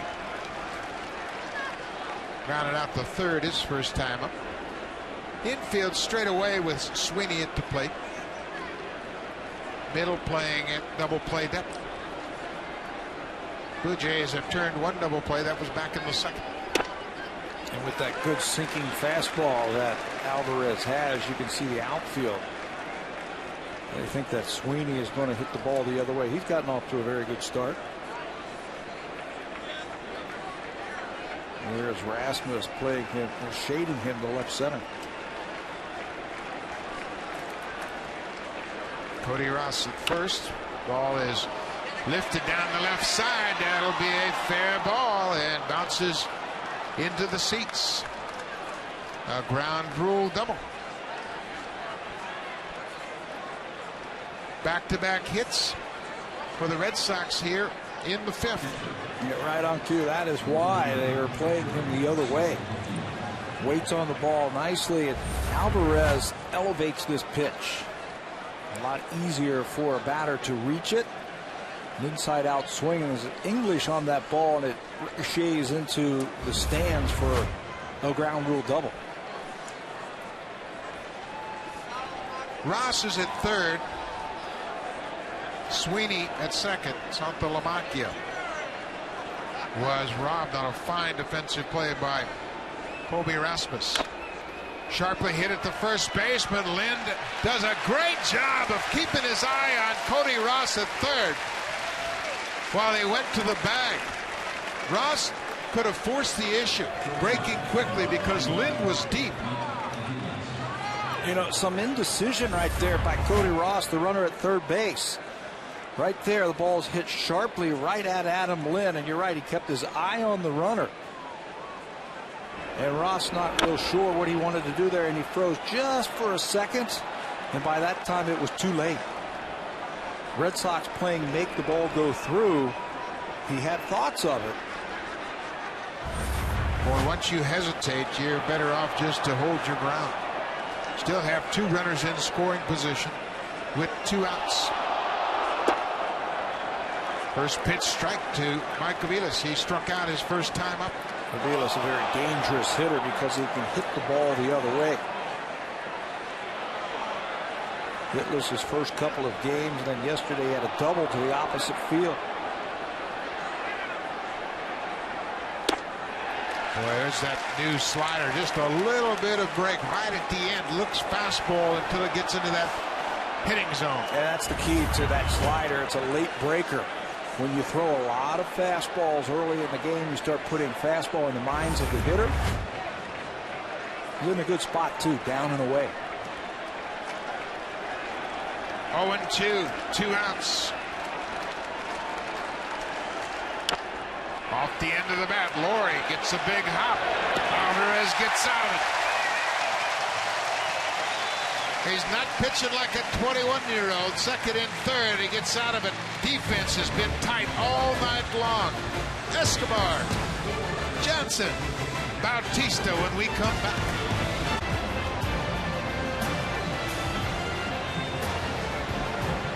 Back here at Rogers Center, we will go to the bottom of the 5th. The top of the order will start things off.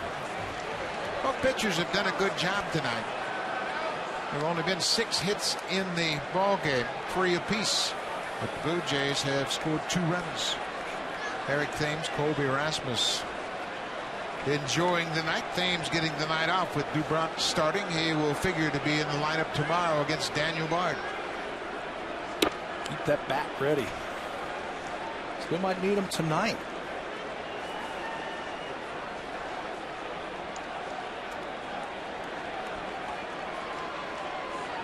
Escobar walked and scored in the 3rd. Back-to-back breaking ball. This one finds the strike zone. 1-1. Starting to lead off those right-handed batters here in the middle innings with a curveball. Did it to Laurie and Davis and picked up strikeouts last inning. Hit that ball right off the end bat. Escobar, to me, you tell me what you think. He's a little bit over anxious right now. Yeah. Swings a little bit long. Front shoulder and front side is starting to give away, and that's what Dwayne Murphy has been preaching to him. Keep that front side in a little bit. Shorten your swing up. Looks like he's trying to hit the ball 9 miles. 3 will do. Just missed inside. I tell you what, you face those 3 guys the Blue Jays faced in Cleveland, that'll make you want to rush. Very hard throwing right-handers. Derek Lowe was great on Sunday. Osvaldo Jimenez on Saturday, and then the opener Justin Masterson was masterful. We had some shots of Dwayne Murphy talking with Escobar about using the whole field. Goes after that pitch away. It's another strikeout for DuBron. He now has 5 in the game. And 3 out of the last 5 batters that he has faced. Turns that ball over. That changeup is very good. Effective retiring right-handed hitters with it. He uses it against Escobar. Escobar looked like he was guessing inside, and he changed up on him. That's what you have to do if you're going to be a starting pitcher. You have to have multiple weapons and the ability to basically pitch 3 different games. First 3 innings, middle 3 innings, and then if you're fortunate enough, the last 3 innings. You've got to give big league hitters a different look. You might go through the lineup the first time through pitching one way, and then the second time through totally change. And DuBron looks like he's doing that now, throwing curveballs early in the count. Kelly Johnson has been on base twice. He picked up an RBI in the 3rd with a fielder's choice. Bends back from an inside fastball.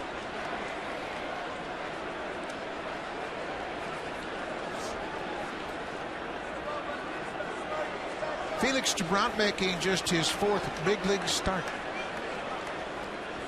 And it's been a good one. Boy, what an at-bat by Kelly Johnson.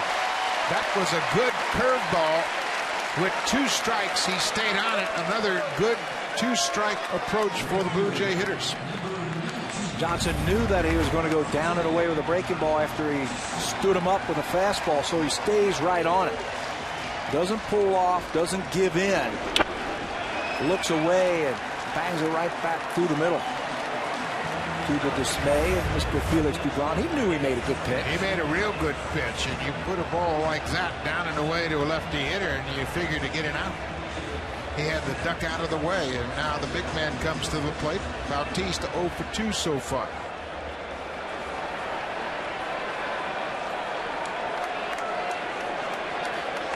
Bautista hit a looping liner to right in the 3rd. He also grounded into a double play. 2-0 Jays. Kelly Johnson takes his lead at first. Good rip by Bautista. Staying away from him. We mentioned the importance of the cleanup spot behind Jose Bautista, and tonight it's Edwin Encarnacion in that spot. He picked up an RBI. But there's still that one guy in that lineup that pitchers will point out who they don't want him to beat him. You're not going to really change your approach to Jose Bautista. Pitchers are still going to pitch him very carefully. But when he does get on base, the ability of that 4-hitter to drive him in is really going to be huge. Certainly showed last time when Encarnacion got the 2-out RBI. Check swing foul. We talk about Bautista and the big hitters around baseball. Bautista had a couple of close calls go against him in the Cleveland series. We saw earlier in this game Adrian Gonzalez in the 4th inning had a couple of borderline pitches that weren't called strikes. Bautista doesn't get the same respect that some of the other sluggers around the league get. We see it all the time. And it's probably deserved of Alex Rodriguez, certainly. David Ortiz. They have a reputation, but Bautista needs to be in that class as well. It's a lot harder hitting 0-1 than 1-0 when that first pitch, that borderline pitch, is called a strike. DuBron thought that was a good pitch, and he shows his displeasure to home plate umpire Marvin Hudson by walking away. Well, there you go. There's some respect right there. That looked like it could have been a strike. Bautista takes great pride in his preparation, studying pitchers, even though there are limited at-bats against DuBron for the Blue Jays. He still looks at patterns, what he does against other right-handed sluggers. Boy, this is a good trip by Saltalamacchia. He recognized Dubront was upset, and he didn't want him to throw another pitch until he had a chance to regroup. Yeah, and he knows how important this pitch is right here to Bautista. 3-2 and 1 out. He wants to make sure that he's totally focused and not thinking about that last pitch. Do you start the runner here with 1 out?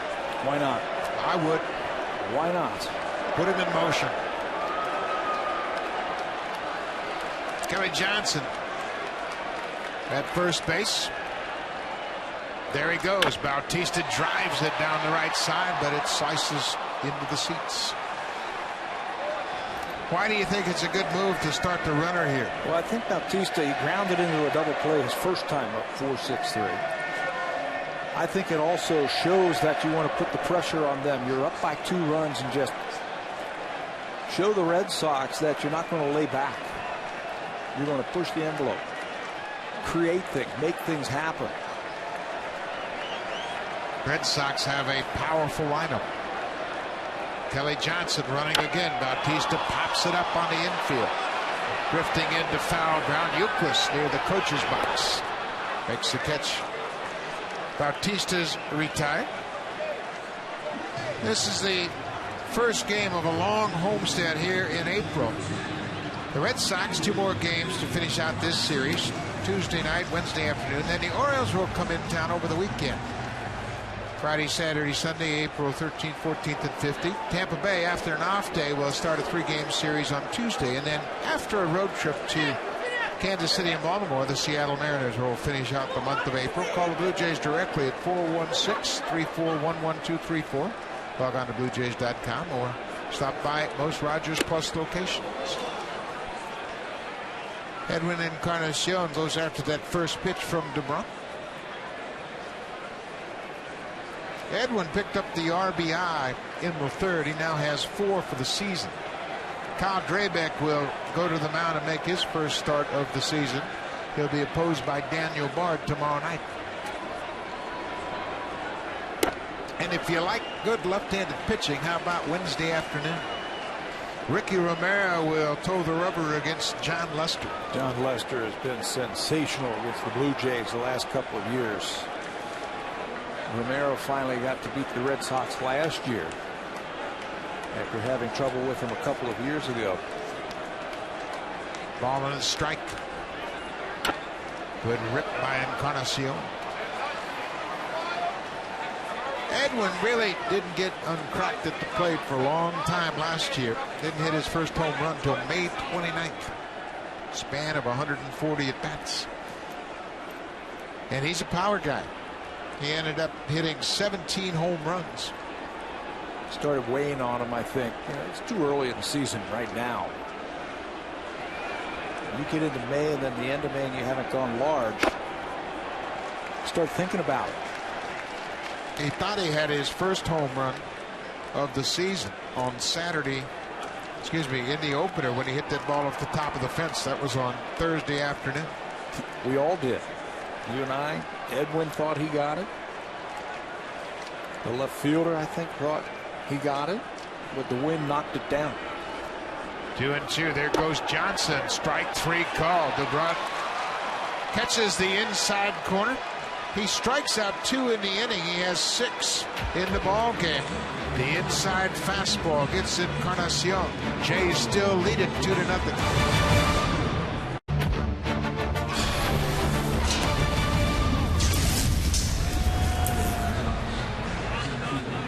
Welcome back to the Honda home opener. A packed house here at Rogers Center, and they have been traded to a 2-0 lead. Henderson Alvarez is shutting out the Red Sox on 3 hits. Colby Rasmus has tripled and scored. Edwin Encarnacion picked up the 2nd RBI. First RBI was Kelly Johnson's fielder's choice. Top of the Red Sox order. It's a big inning right here, I think, for Alvarez. 3rd time through the lineup now. The Red Sox have had a chance to watch him work.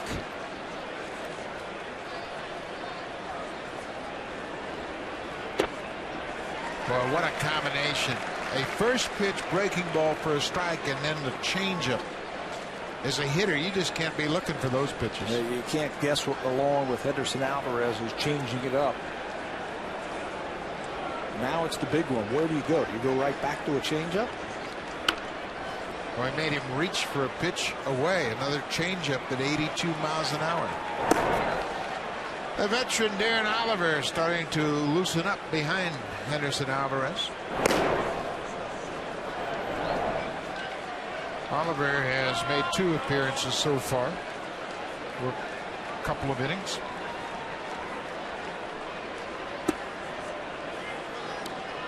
We mentioned it's the Honda home opener.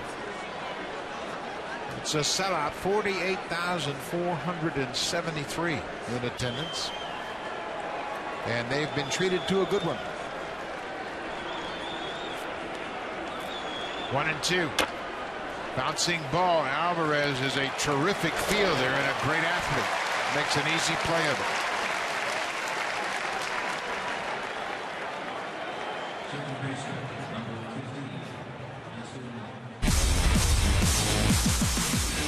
PS3 stays home, but the game goes with you. Never stop playing. PlayStation Vita. One out, the number 2 hitter, Dustin Pedroia. Pedroia is 0 for 2, ground out and a flyout.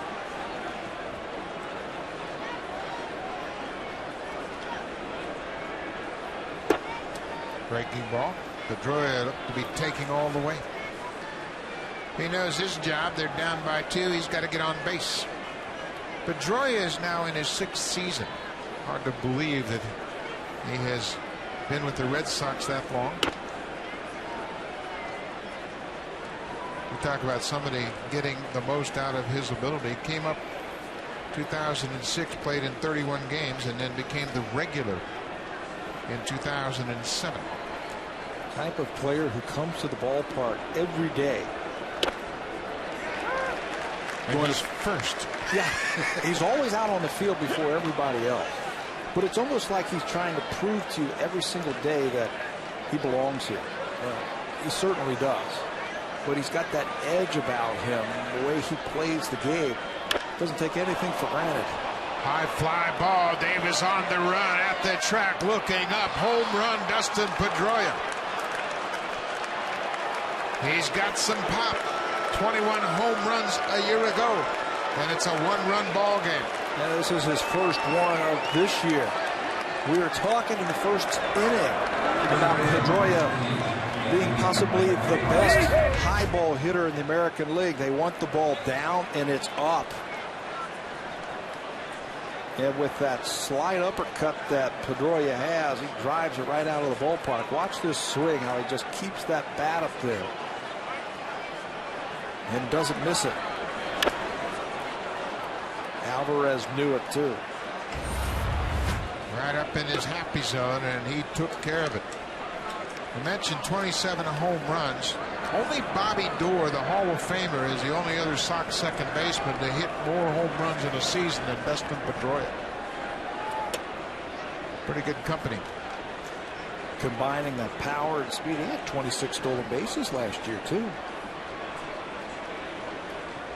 Rookie of the Year and an MVP. He's a player. Adrian Gonzalez has struck out. He's also walked. It's a 2-1 ball game. The hits are even at 4.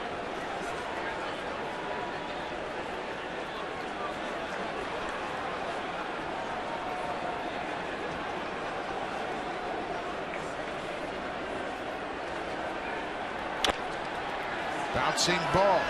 Kelly Johnson retires Gonzalez. He's 0 for 2. Well, I tell you, that's the one thing that has impressed me from day one with Henderson Alvarez. He doesn't get rattled. No. Just gives up a home run. He shows a little bit of emotion after the ball left the ballpark from Pedroia, and then comes right back. Gets right back into things.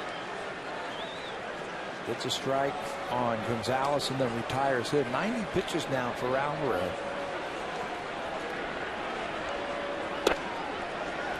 Another strike.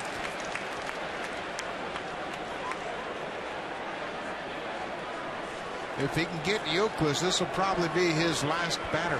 Well, if he doesn't get him, it'll probably be his last batter. David Ortiz on deck. Darren Oliver is standing ready down in the bullpen.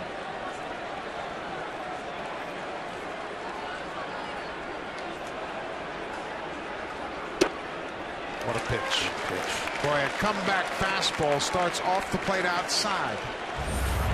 He hasn't lost a thing off his heater.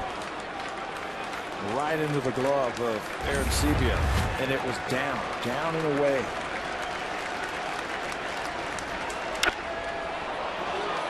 High fly ball to right field. Rasmus looking at Bautista, who makes the catch. Jose Bautista got a good jump. The Red Sox get on the board with a solo home run. It's a 2-1 game. Now it's time for a Blue Jays Central update. Here's Jamie Campbell and Greg taking over for Felix Lebrun. He gave up 1 run on an inning and a third on Saturday at Detroit. That was his first appearance of the season. Bob Valentine and the Boston Red Sox electing to go with 8 pitchers out of their bullpen early in the season. Just 3 bench players. Scott Atchison, one of 6 right-handers in the bullpen for the Red Sox. Atchison posted a career best 326 earned run average last year. Made 6 stints with Boston. Up and down all of last season. Number 5 hitter Adam Lynn will start things off against Atchison.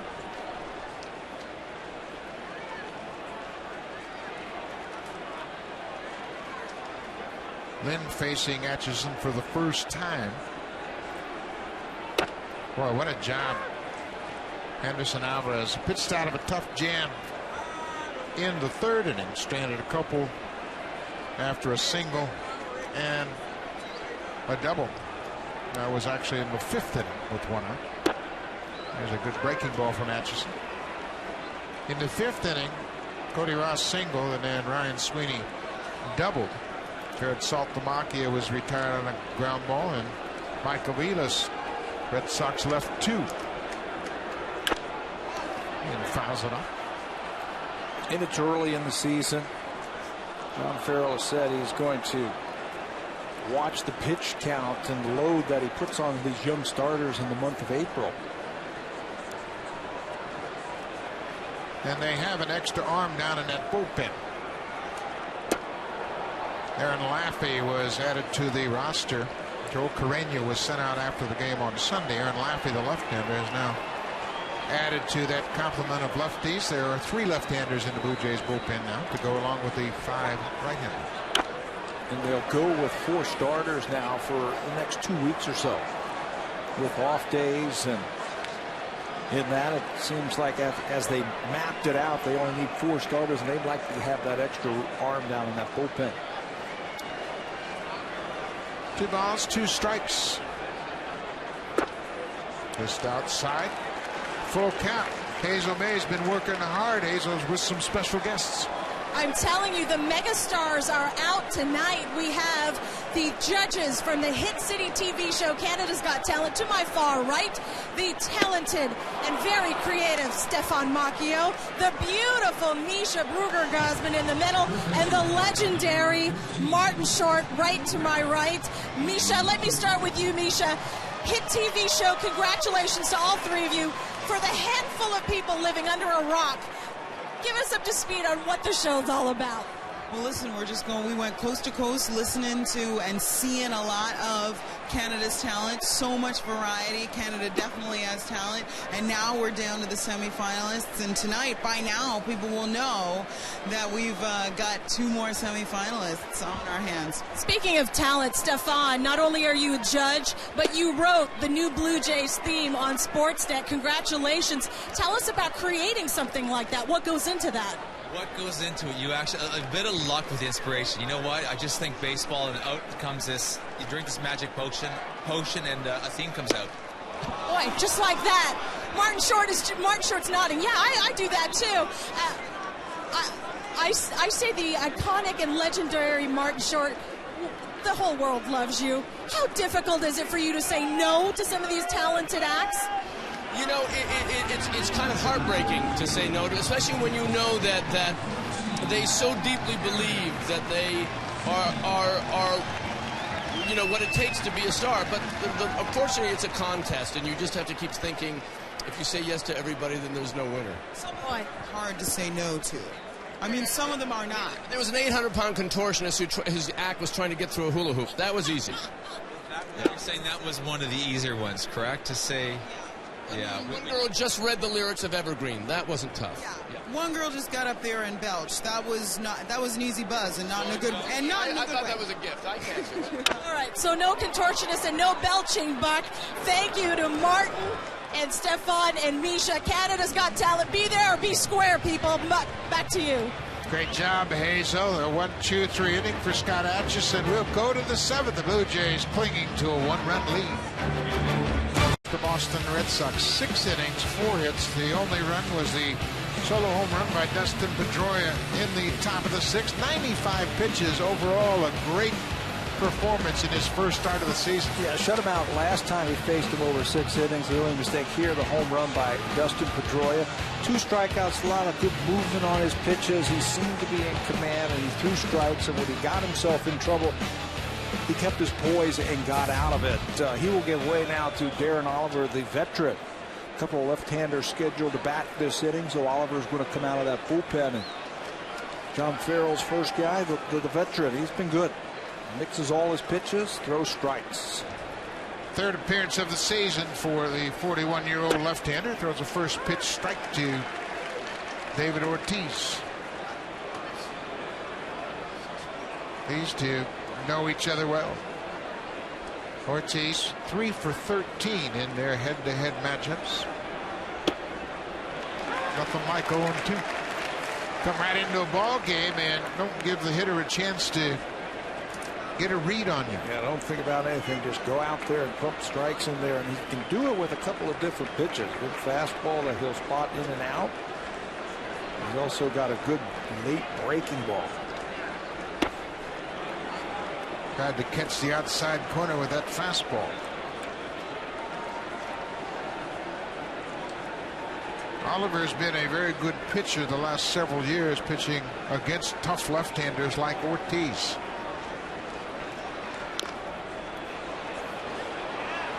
Oliver has appeared in the postseason for the last 6 years. He'd like to make it 7. Yeah, we all would, right?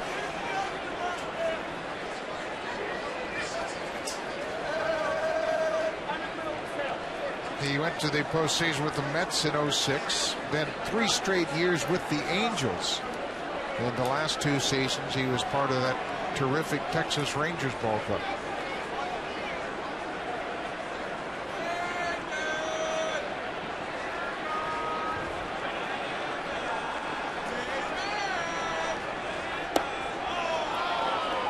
Breaking ball just missed. It's 2-2.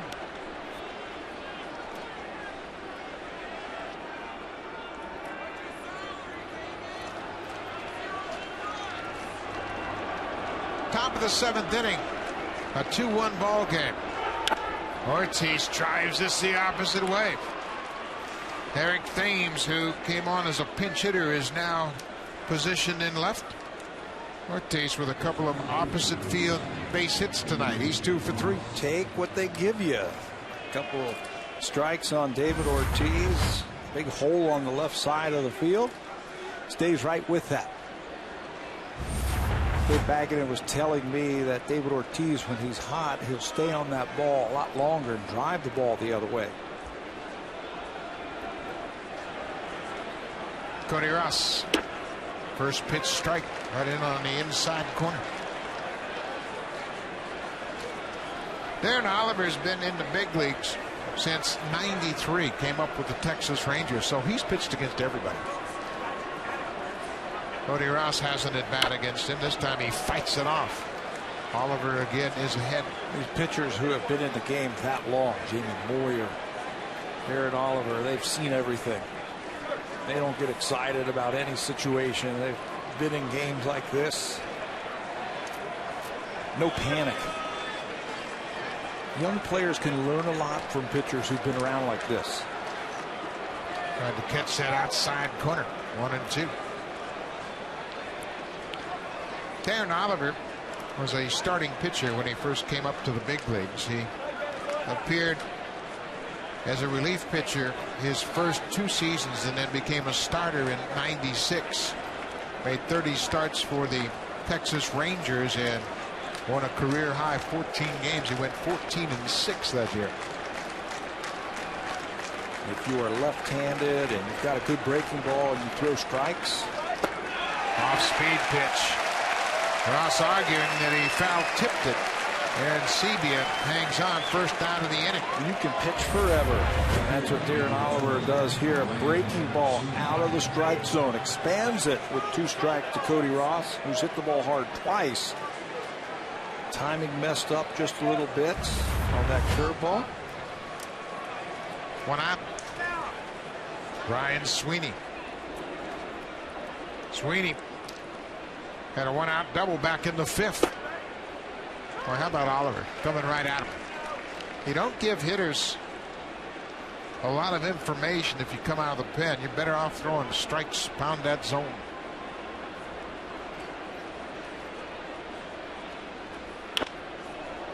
Hooked foul, 0-2. It's the Honda home opener, 48,743. And they've had a good time. It's been a good ball game. Great pregame ceremonies. Jose Bautista was given his Silver Slugger Award and recognized by the full house. Dr. Ron Taylor threw out the ceremonial first pitch. There goes Ortiz. Aaron Sebia from his knees, right on the money. Boy, Ortiz gambled in a tough situation. And what a throw by the catcher, J.P. Aaron Sebia. We saw this in Cleveland. Aaron Sebia doing the same thing. Doesn't have time to get up and throw it, so he just throws it from his knees. And it's right on the money. Ortiz argues, but second base umpire, that's Ted Barrett, bangs him. That throw from Aaron Sebia was so perfect. All Escobar had to do was catch it and lay the glove down. And the whole thing started because Aaron Sebia received the ball so well. He had his thumb up. He was patient, took his time, never panicked, and gunned down David Ortiz, who was trying to get into scoring position.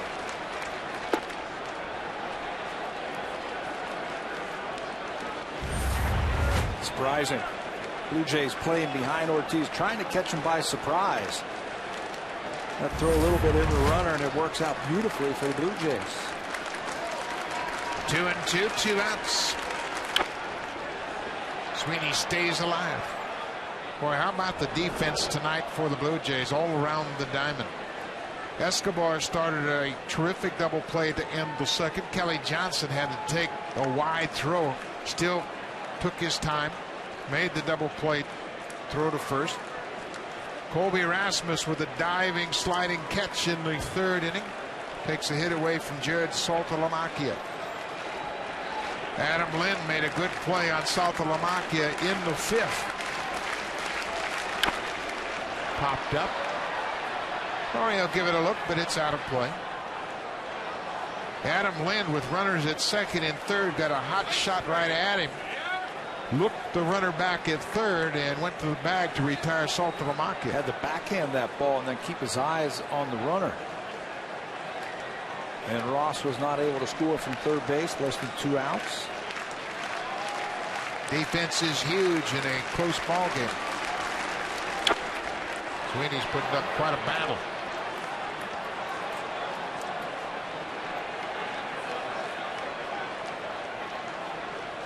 Sweeney and Oliver are very familiar with one another, having both played in the AL West. Sweeney with the Oakland Athletics, Oliver with the Rangers. I'm sure he has faced him plenty of times in these situations right here. How about that? What a bounce back inning for Darren Oliver. He gives up a leadoff base hit, a strikeout, a throw him out, and another strikeout. J.P. Aaron Sebia will come to the plate, bottom of the 7th. Yunel Escobar, Colby, 7th inning. Blue Jays lead 2-1. Dwayne Murphy, Kelly Johnson going over Scott Atchison, who is in his second inning of work. Atchison had a 1-2-3 sixth inning, couple of strikeouts and a ground out. 8-9-1 for the Blue Jays. Aaron Seavey hits it on the ground. Big hop for the second baseman, Pedroia.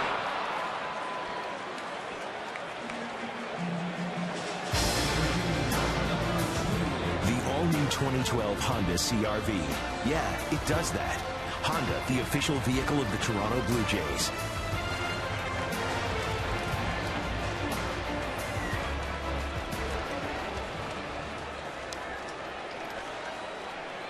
Colby Rasmus has had a big season debut here at Rogers Center. He tripled in his first at-bat, came on to score, lifts this one into center field. Should be an easy play for Ellsbury. Hutchison has retired 5 straight. Aaron Oliver worked the 7th. Francisco Cordero loosening up. Getting ready for the 8th. Red Sox scheduled batters top the 8th. Saltalamacchia, Aviles, and the leadoff hitter, Jacoby Ellsbury. Bobby Valentine's team 0-3 to start the season.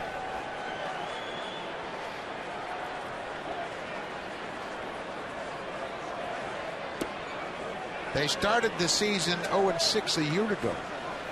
And the 0-3 start this year, first time since the 30s that the Boston Red Sox have had back-to-back 0-3 starts. Second straight season that they have to start the season 6 games on the road. Open up in Detroit this year and then come here to Toronto. Last year 0-6 those first 6 road games. 1-2 to Escobar. Escobar struck out in the 5th. He is 0 for 2 with a walk. He walked and scored in the 3rd. Bouncing ball toward 3rd. Youkilis not in time.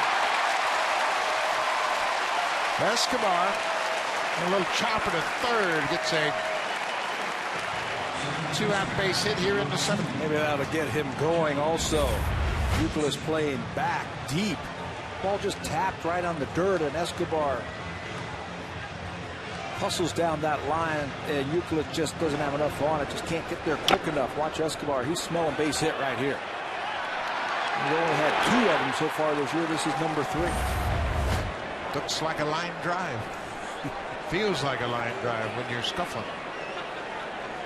Kelly Johnson isn't scuffling. He's 1 for 2 with an RBI.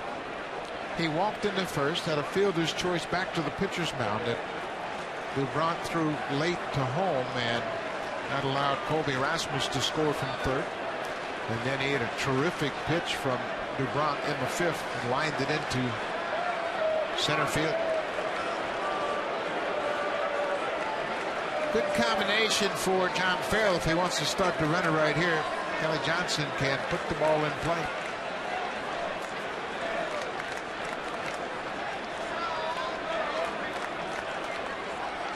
Not going. Bouncing ball. Pedroia waits on it and goes to 1st. Kelly Johnson bounces out to 2nd. Blue Jays get a hit but leave a runner stranded. It's still 2-1.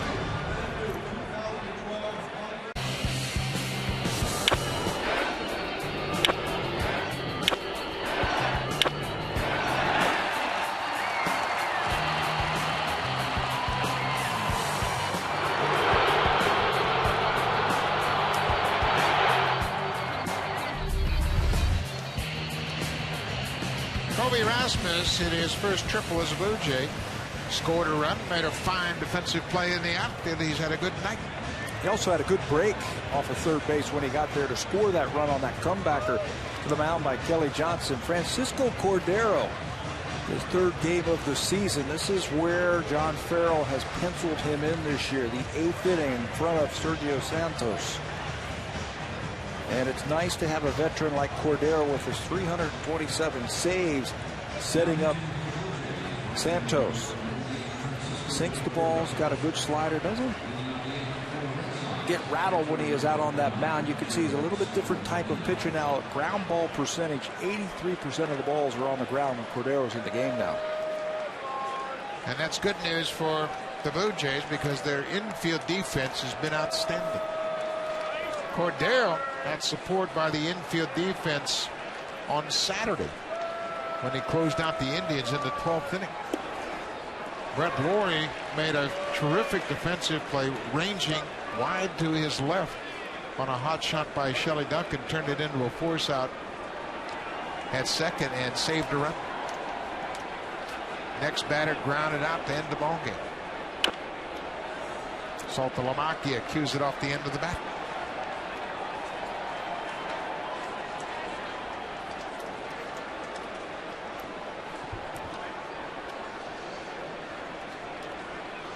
Saltalamacchia made a bid for a couple of hits tonight, and the Blue Jays defense has denied him. Colby Rasmus made a sliding catch on a little looping liner back into third, and then he hit it hard right at Adam Lynn with a chance to pick up an RBI, but Cody Ross didn't get a good jump off third. This ball is popped into the air. Brett Lawrie over near the ball, got there, and he had it hit his glove, but he had to lean over the cameramen that are positioned down in that camera bay. You could hear on the microphones down there that J. Pierre Ancibia telling his buddy that he's got plenty of room. He got room to make the catch, and he had it just for a second in his glove, but he just couldn't squeeze it. As he backhands it, you can see it's in the pocket, but then it pops out and he can't get the glove around it. Well, he stayed with it and got right to that wall, leaned in as far as he could, but it popped out of his glove. Cordero makes Saltalamacchia dance out of the way. Reach back for a little something else extra right there. 2-2. I always felt as a catcher, if you could make a hitter move their feet, it took them a pitch or two to get their feelings back in the batter's box. Up and in, they just duck out of the way. They never lose their grip. So this is the pitch he wants to get him with. And he did. Up and away. That's 3 strikeouts in a row for the Blue Jays bullpen. Cordero looks like he's throwing a little bit harder than what his last time out. As he totally fooled Saltalamacchia there. In Cleveland, it looked like he was sinking the ball just a little bit more, throwing a slider. Tonight, it looks like he's reaching back for a little something extra. Catches the bottom of the zone against Mike Aviles. Aviles has gone 0 for 2 with a strikeout.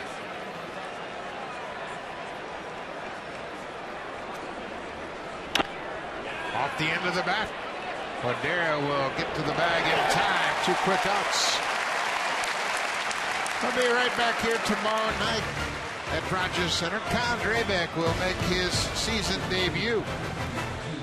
All the action begins at 6:30 p.m. Eastern Time. That's 3:30 p.m. Pacific Time. Game 2 of this 3-game series. Kyle Drabek, be interesting to see him. He has really worked hard to improve his mechanics. Yeah, I was really impressed. We saw him against the Yankees in that night game, and they had the A-team in the lineup, and they didn't want anything to do with him. Yeah, a lot of funky swings that night by the Yankee regulars against Kyle Drabek. So that'll be a lot of fun to watch him go against this veteran team of the Red Sox. Jacoby Ellsbury, we had mentioned how Ellsbury was a one-man wrecking crew last year against the Blue Jays. He is 0 for 3 tonight. Oh, what a play! Adam Lind is flashing the leather. The defense all over the field has been outstanding. Lind takes away potentially extra bases, positioned perfectly, gets a good jump, and ends the 8th.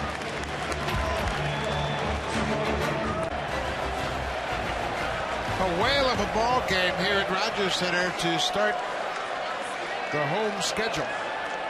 The place is still buzzing after that play by Adam Lind.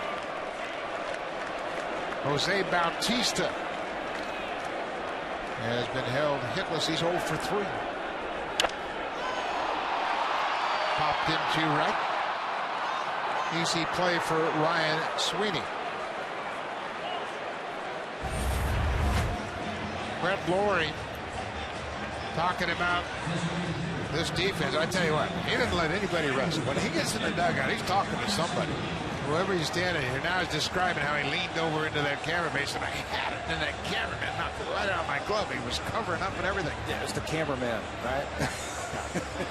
I extended. Yeah.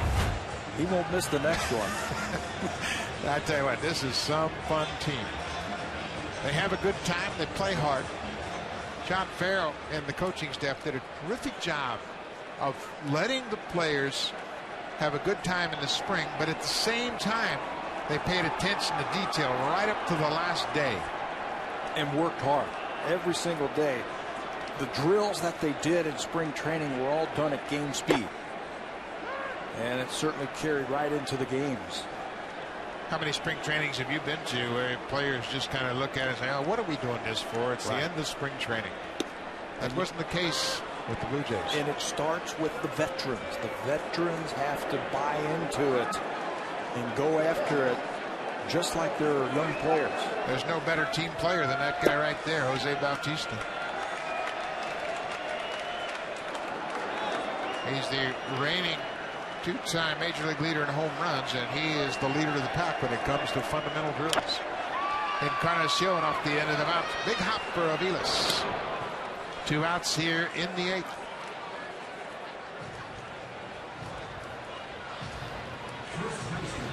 Henderson Alvarez is the pitcher of record. He went 6 innings, gave up 4 hits, 1 run. That was the home run to Pedroia in the 6th. Walked the batter and struck out 2 and was helped out by the terrific defense behind him. Melendez made a couple of good plays tonight. Blue Jays turned a great double play early in this game in the 7th.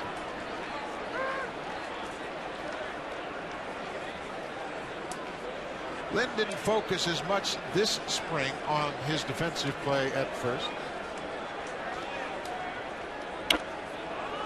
He worked on his overall game, but boy, last year it was a first base clinic for him every day. That's the one thing I asked him in spring training this year. I said, what's the biggest difference between spring training last year and this year? He said, last year I had to learn a whole new position. Then strikes out. The Blue Jays go quietly. Atchison does a nice job. 3 innings of relief. He has held the Blue Jays to a single hit. We will go to the 9th. Sergio Santos. Opportunity to pick up the save. The home opener, and they gave away a Honda. The lucky winner was Peter Lipke, who wins the Honda. He'll take that home tonight. And there have been a lot of great things going on. And not only have there been plenty of activities, but the Blue Jays are leading here in the 9th with a 1-run lead, and the closer, Sergio Santos, is on. Great stuff.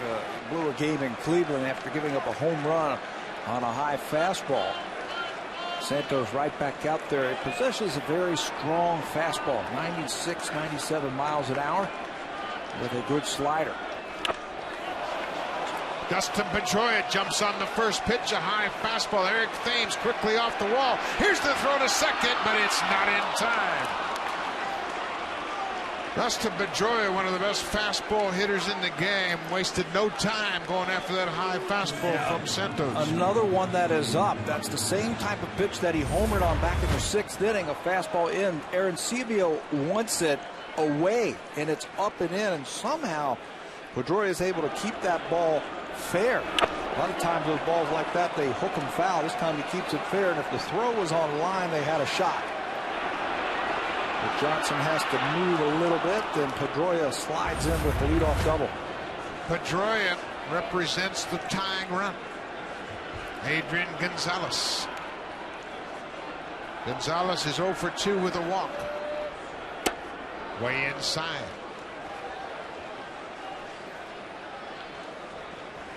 Gonzalez hasn't faced Santos. Gonzalez, his first year in the American League last year, coming over from San Diego.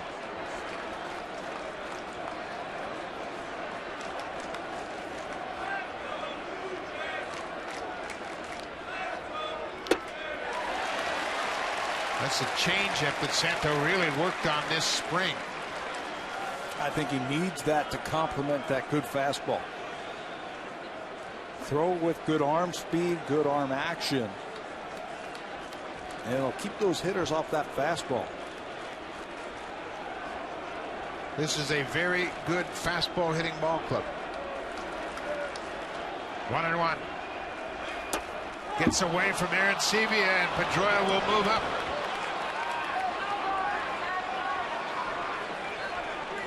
Boy, that's a big 90 feet right there for the Red Sox. It certainly is, with 3, 4, 5 coming up. That ball gets away again. Arancibia wanted the ball away, and Santos couldn't get it to the outside corner. Comes all the way back over the inside part of the plate and whistles back to the backstop.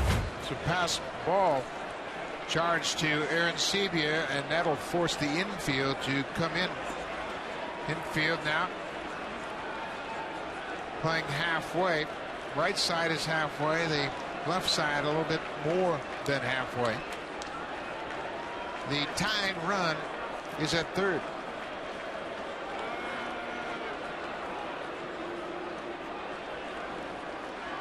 The Red Sox have now out-hit the Blue Jays 6-5, but they trail by 1.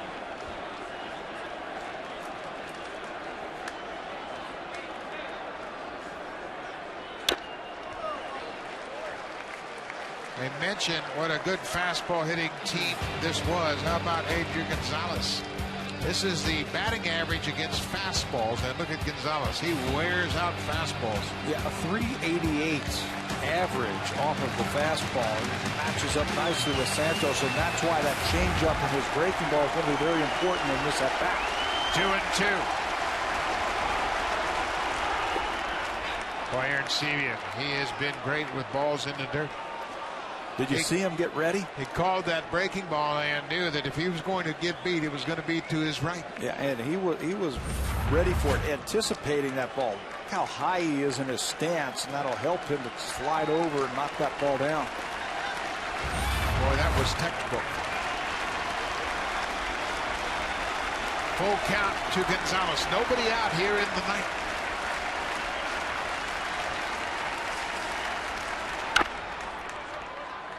Gonzalez fouls off the off-speed pitch.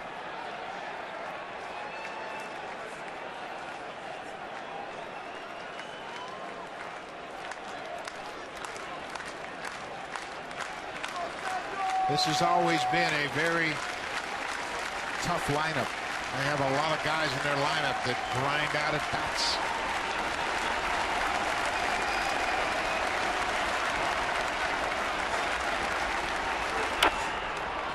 Well, he hooked up on that fastball. That was 95, and Gonzalez was late. Your PS3 stays home, but the game goes with you. Never stop playing. PlayStation Vita.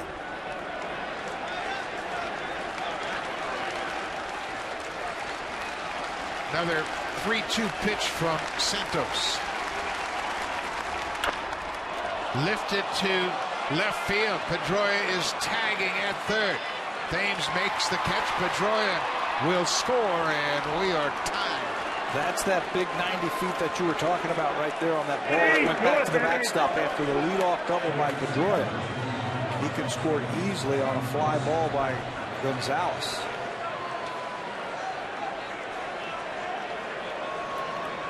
That ball doesn't go to the backstop, and he's still standing at second base. Challenges him with another pitch that's up. Or he puts it in play, and that's all he needed to do with Pedroia at third. Back to square one. We are tied at 2-0. Santos will be charged with his second blown save of the season. Gonzalez picks up the RBI. Henderson Alvarez now with a no decision. Another breaking ball. 0-2.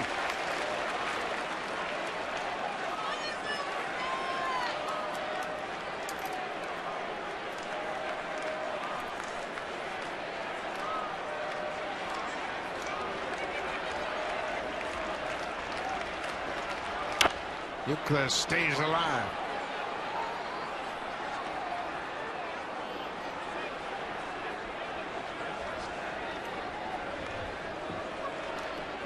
Red Sox have tied it up. Dustin Pedroia, a leadoff double, advanced to third base on a pass ball and scores on a sacrifice fly. Euclid strikes out. 2 down.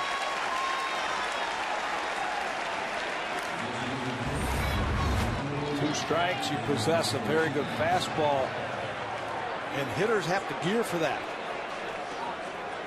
Santos that time threw him the breaking ball, and he got Euclid with the strikeout, his first of the night.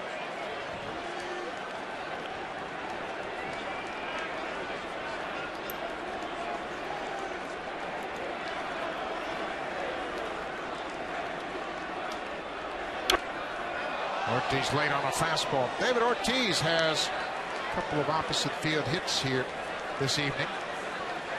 He had a little ground ball through the vacated spot at third base with the shift employed, and then hit a line drive to left field in the seventh. And then he tried a sneak attack, tried to steal Aaron Sebia, threw him out at second. He can still turn on a fastball.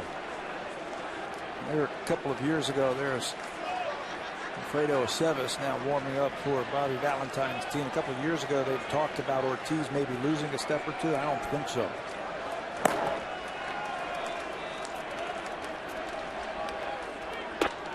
Well, as Hazel May told us earlier in the ball game, Ortiz dropped 20 pounds in the offseason.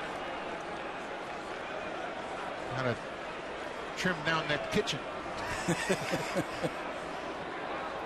You can get that bat around. Always a threat. 29 homers a year ago. He had the 4th best average in baseball when it comes to hitting guys who've got the type of fastball that Santos has. 93 plus, he hit almost 350. And he's got a fastball count now at 3-1.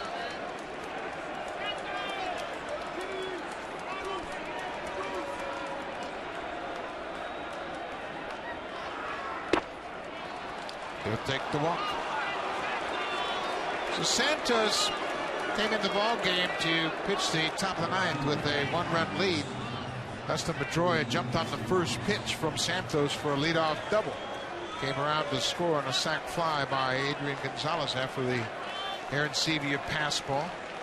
Pedroia has homered and doubled here tonight in 4 at-bats.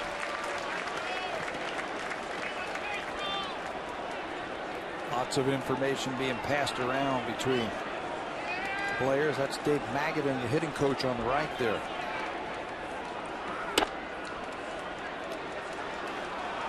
Fastball at 94, but upstairs.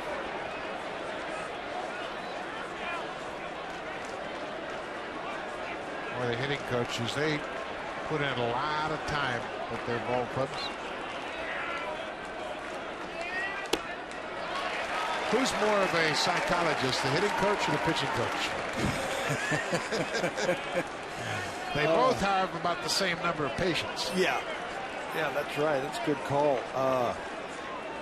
I'm going to say 50-50. I mean, you have to be technical, but you also have to know what buttons to push with some of these players. 1-1, 2 outs. Ross fouls it at the plate. Looks like a breaking ball.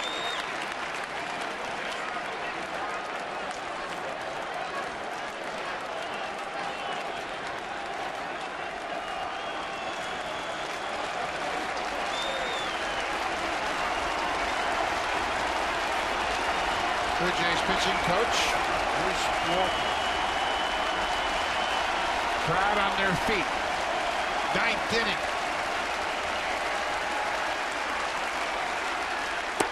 Outside, it's 2-2.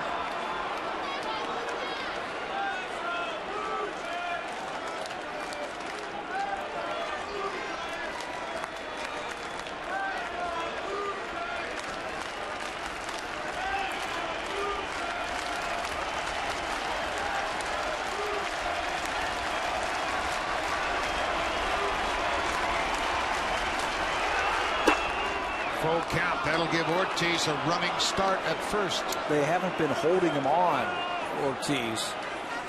Last time we were in this situation, he tried to steal him, was thrown out. Now Adam Lind is going to play behind Ortiz at first base. And the outfield has to back up with this full count to make sure nothing goes over their head with Ortiz off on the pitch. 3-2, 2 outs. There goes Ortiz. Ball 4.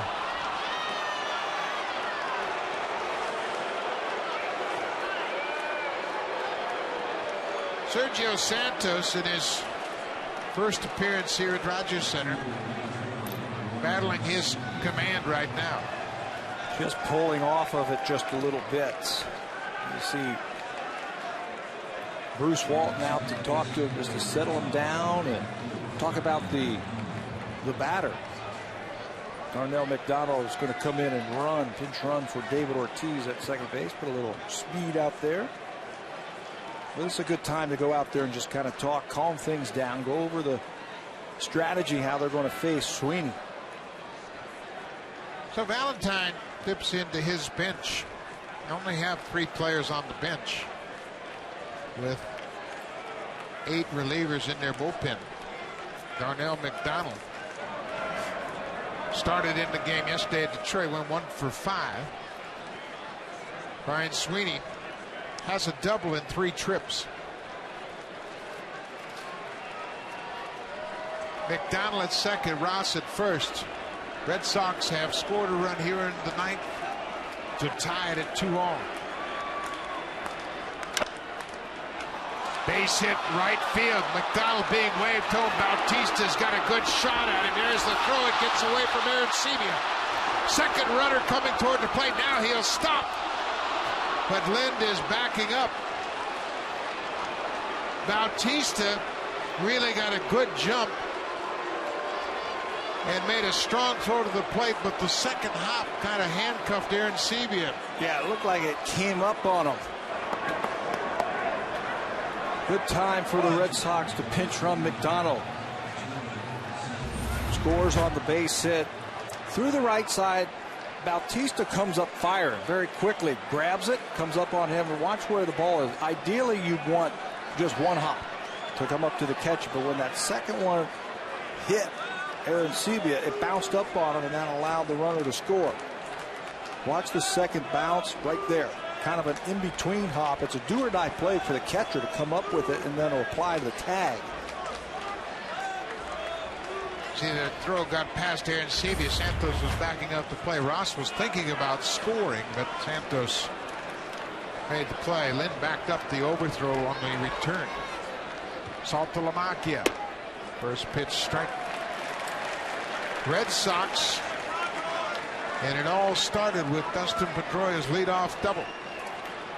Have scored 2 runs on 2 hits and a couple of walks in this inning.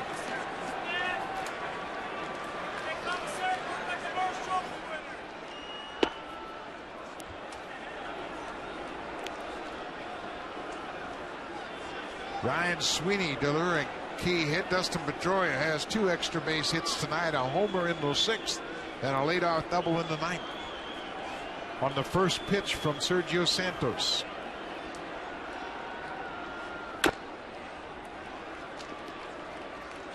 Saltalamacchia is in a hole, 1-2. Save these runs right here. Sweeney's at second base. Ross is over at third. Save the runs. Take your chances in the bottom of the 9th. 2 more big runs out there. Laurie, Eric Thames, J.P. Arancibia, the scheduled batters for the Blue Jays. 1-2. Way outside.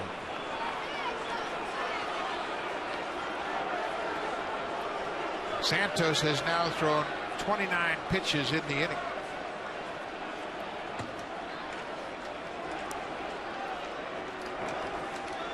Luis Perez loosening up.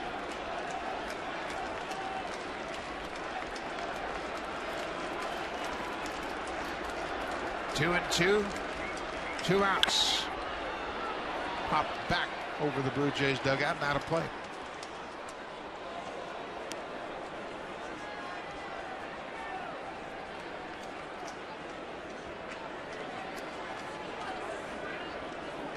Red Sox now have 7 hits in the ball game.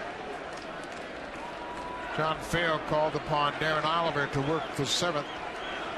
He faced the minimum, struck out 2. Cordero had a 1-2-3-8. Gets away from Aaron Sevilla. Ross will come in to score. That ball bounces into the dugout. Sweeney was headed for home, but the ball bounced out of play. 1 base from the mound. Cody Ross scores the 3rd run of the inning.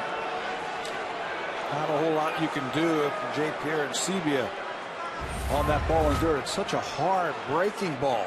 He tries to get over. It looks like it took it off the wrist or the forearm, and it bounces into the dugout. He tries to get over there, comes up hard on him, gets meat of his hand on it, and it ricochets into the dugout. Another run scores. That's a wild pitch charge to Santos. Another 3-2 pitch. Foul back. Sweeney moves to 3rd on the wild pitch. This has turned into an ugly inning.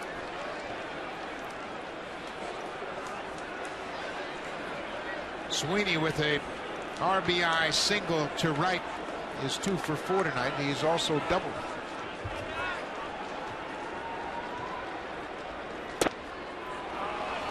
Third walk of the inning issued by Sergio Santos. And that's going to be it. John Farrell has made the call to the bullpen. Not the kind of debut Santos was looking for. No, especially after that last outing in Cleveland when he gave up the home run to Asdrubal Cabrera. Get back on the horse and save it here, but it didn't happen. And now Perez has got to come in to shut him down. Mike Aviles, the number 9 hitter. The Red Sox have scored 3 here in the 9th to take a 4-2 lead. Luis Perez, who had a great outing in the season opener on Thursday in Cleveland, came into the ball game in the 12th inning with 1 out. Walked the first batter he faced, Michael Brantley, but then got a double play to get out of the inning. He finished up with 4 hitless innings of relief. And got the win in that game. 3rd time in his career that he went 4 innings out of the bullpen. Sergio Santos, all he can do is watch now. Tough being the closer when you're the last man standing. 2 outs, runners at the corners. Sweeney at 3rd, Saltalamacchia at 1st. Aviles goes after the first pitch and hits into the force out. But the Red Sox storm back with 3 in the 9th. The Blue Jays are down by 2. Brett Flory will lead things off when we come back. He has had a rough start. On Thursday, he hit Ramon Santiago and set up the game-winning base hit by Austin Jackson. Then he got another chance with a 3-run lead in the 9th in a 10-7 game. Miguel Cabrera hit the home run to tie it. The Sox would take the lead in the 11th, but lose it in the bottom of the 11th. It's been a rough start for Alfredo Aceves. Yeah, it certainly has. And Bobby Valentine has said they're just 3 days away from losing their closer, Andrew Bailey, right at the end of spring training. He had to have surgery on his thumb, and he won't be back till around the All-Star break, if at the earliest. So they're trying to figure out their bullpen. Alfredo Aceves was going to start, was going to be a long man, and he's now closing ball games for the Red Sox. There's last season in 55 games, 10-2. He certainly has had success in the big leagues. But for the first time closing. Yeah, and it is the first time closing. He and Dubron were in a battle for that spot in the rotation. Dubron got the nod. And Aceves has started out as the closer for Bobby Valentine. He'll get another opportunity here. Aceves, for his career against Blue Jays in 13 games, he is 2-0 with a 0.96 ERA and held the opponents to a 146 batting average. He's been tough on Toronto. So Brett Laurie will try to get things going and see if he can't rally the troops here. Down by 2, bottom of the 9th. They were down by 3 on opening day in a 4-1 ball game and tied it. Aceves throws the first pitch straight. What type of pitcher is Aceves? Aceves has been a long man. He's had some very good years with the Yankees and with the Red Sox as a long man, so he's got starter stuff. He's got 4 pitches that he can throw over for strikes. Moves the fastball in and out. Curveball's got a good changeup. A lot of times when you are facing closers, you can eliminate a few pitches. They either have a fastball and then a good secondary pitch, a splitter, a specialty pitch, if you will. Aceves a little bit different. How about the effort Valentine got from Scott Atchison? Wow. He pitched 3 innings of 1-hit relief and struck out 3. And the only hit he gave up was that infield single to Escobar, that little tapper up the third baseline.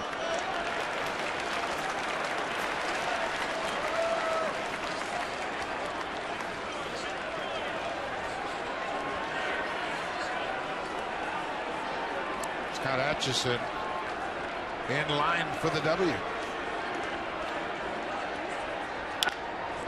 Bouncing ball to short. Aviles waits back on it. Laurie is out by half a step. 1 down here in the 9th. Stay tuned after the game for Connected. Ken Reed and Ivanka Osmak will bring you up to speed, break down the ceremonies around this opening day here at Rogers Center. 48,743 in attendance.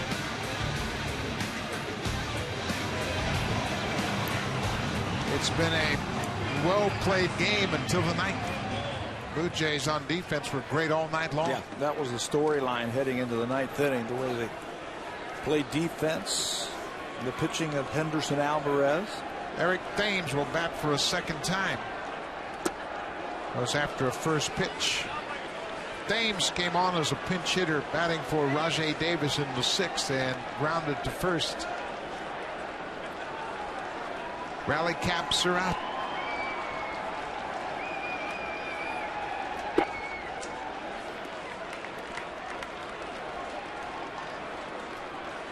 J.P. Arancibia on deck.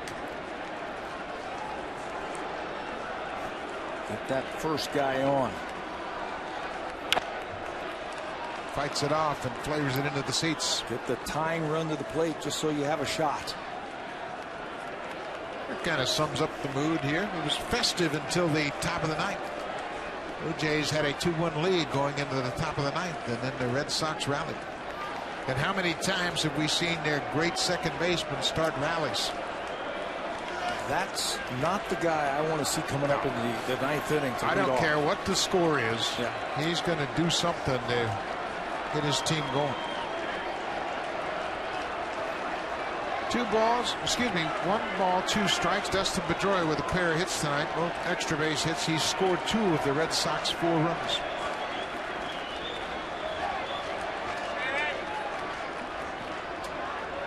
Aceves and Saltalamacchia having trouble getting together.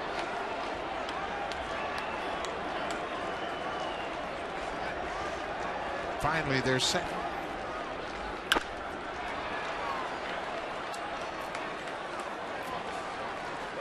We mentioned the Blue Jays. They've never fared well against Aceves. Aceves has held them to a 146 batting average.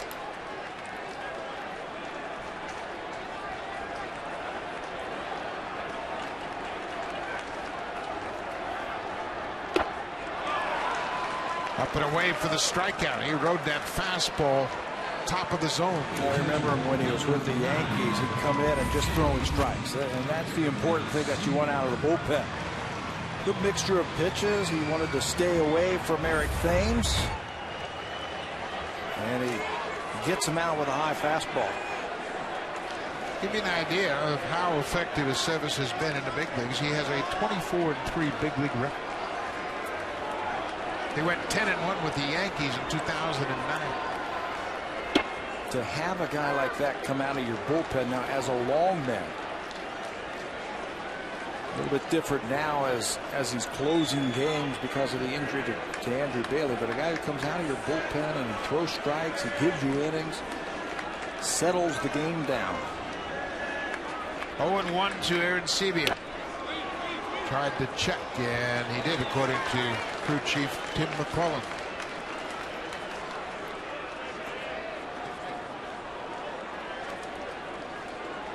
Seves is 30 years old. He was born in Sonora, Mexico. Came up with the Yankees for the first time in 2008. Ball and a strike. Waved at and missed. It's 1-2. That's why he is so tough right there. It's so much different than other closers. You can't get a pattern from a guy who's got 3 or 4 pitches coming out of that bullpen.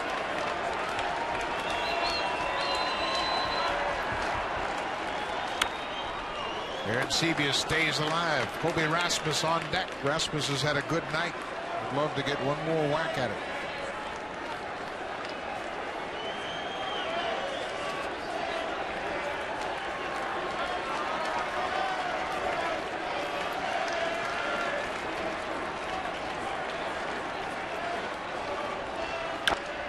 Bouncing ball up the middle.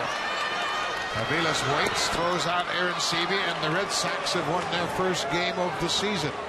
They stormed back with 3 runs in the 9th, sparked by Dustin Pedroia. Ryan Sweeney picked up an RBI. And Alfredo Aceves has a clean 1-2-3 9th inning to pick up his first save. First save for 8 innings. This was about pitching and defense for the Blue Jays. The bullpen did a good job, Oliver and then Cordero, but then that 9th inning, something that we saw a lot of last year with the blown saves. Santos came in, just could not find the strike zone, a couple of walks, a couple of hits, and the Red Sox have the win.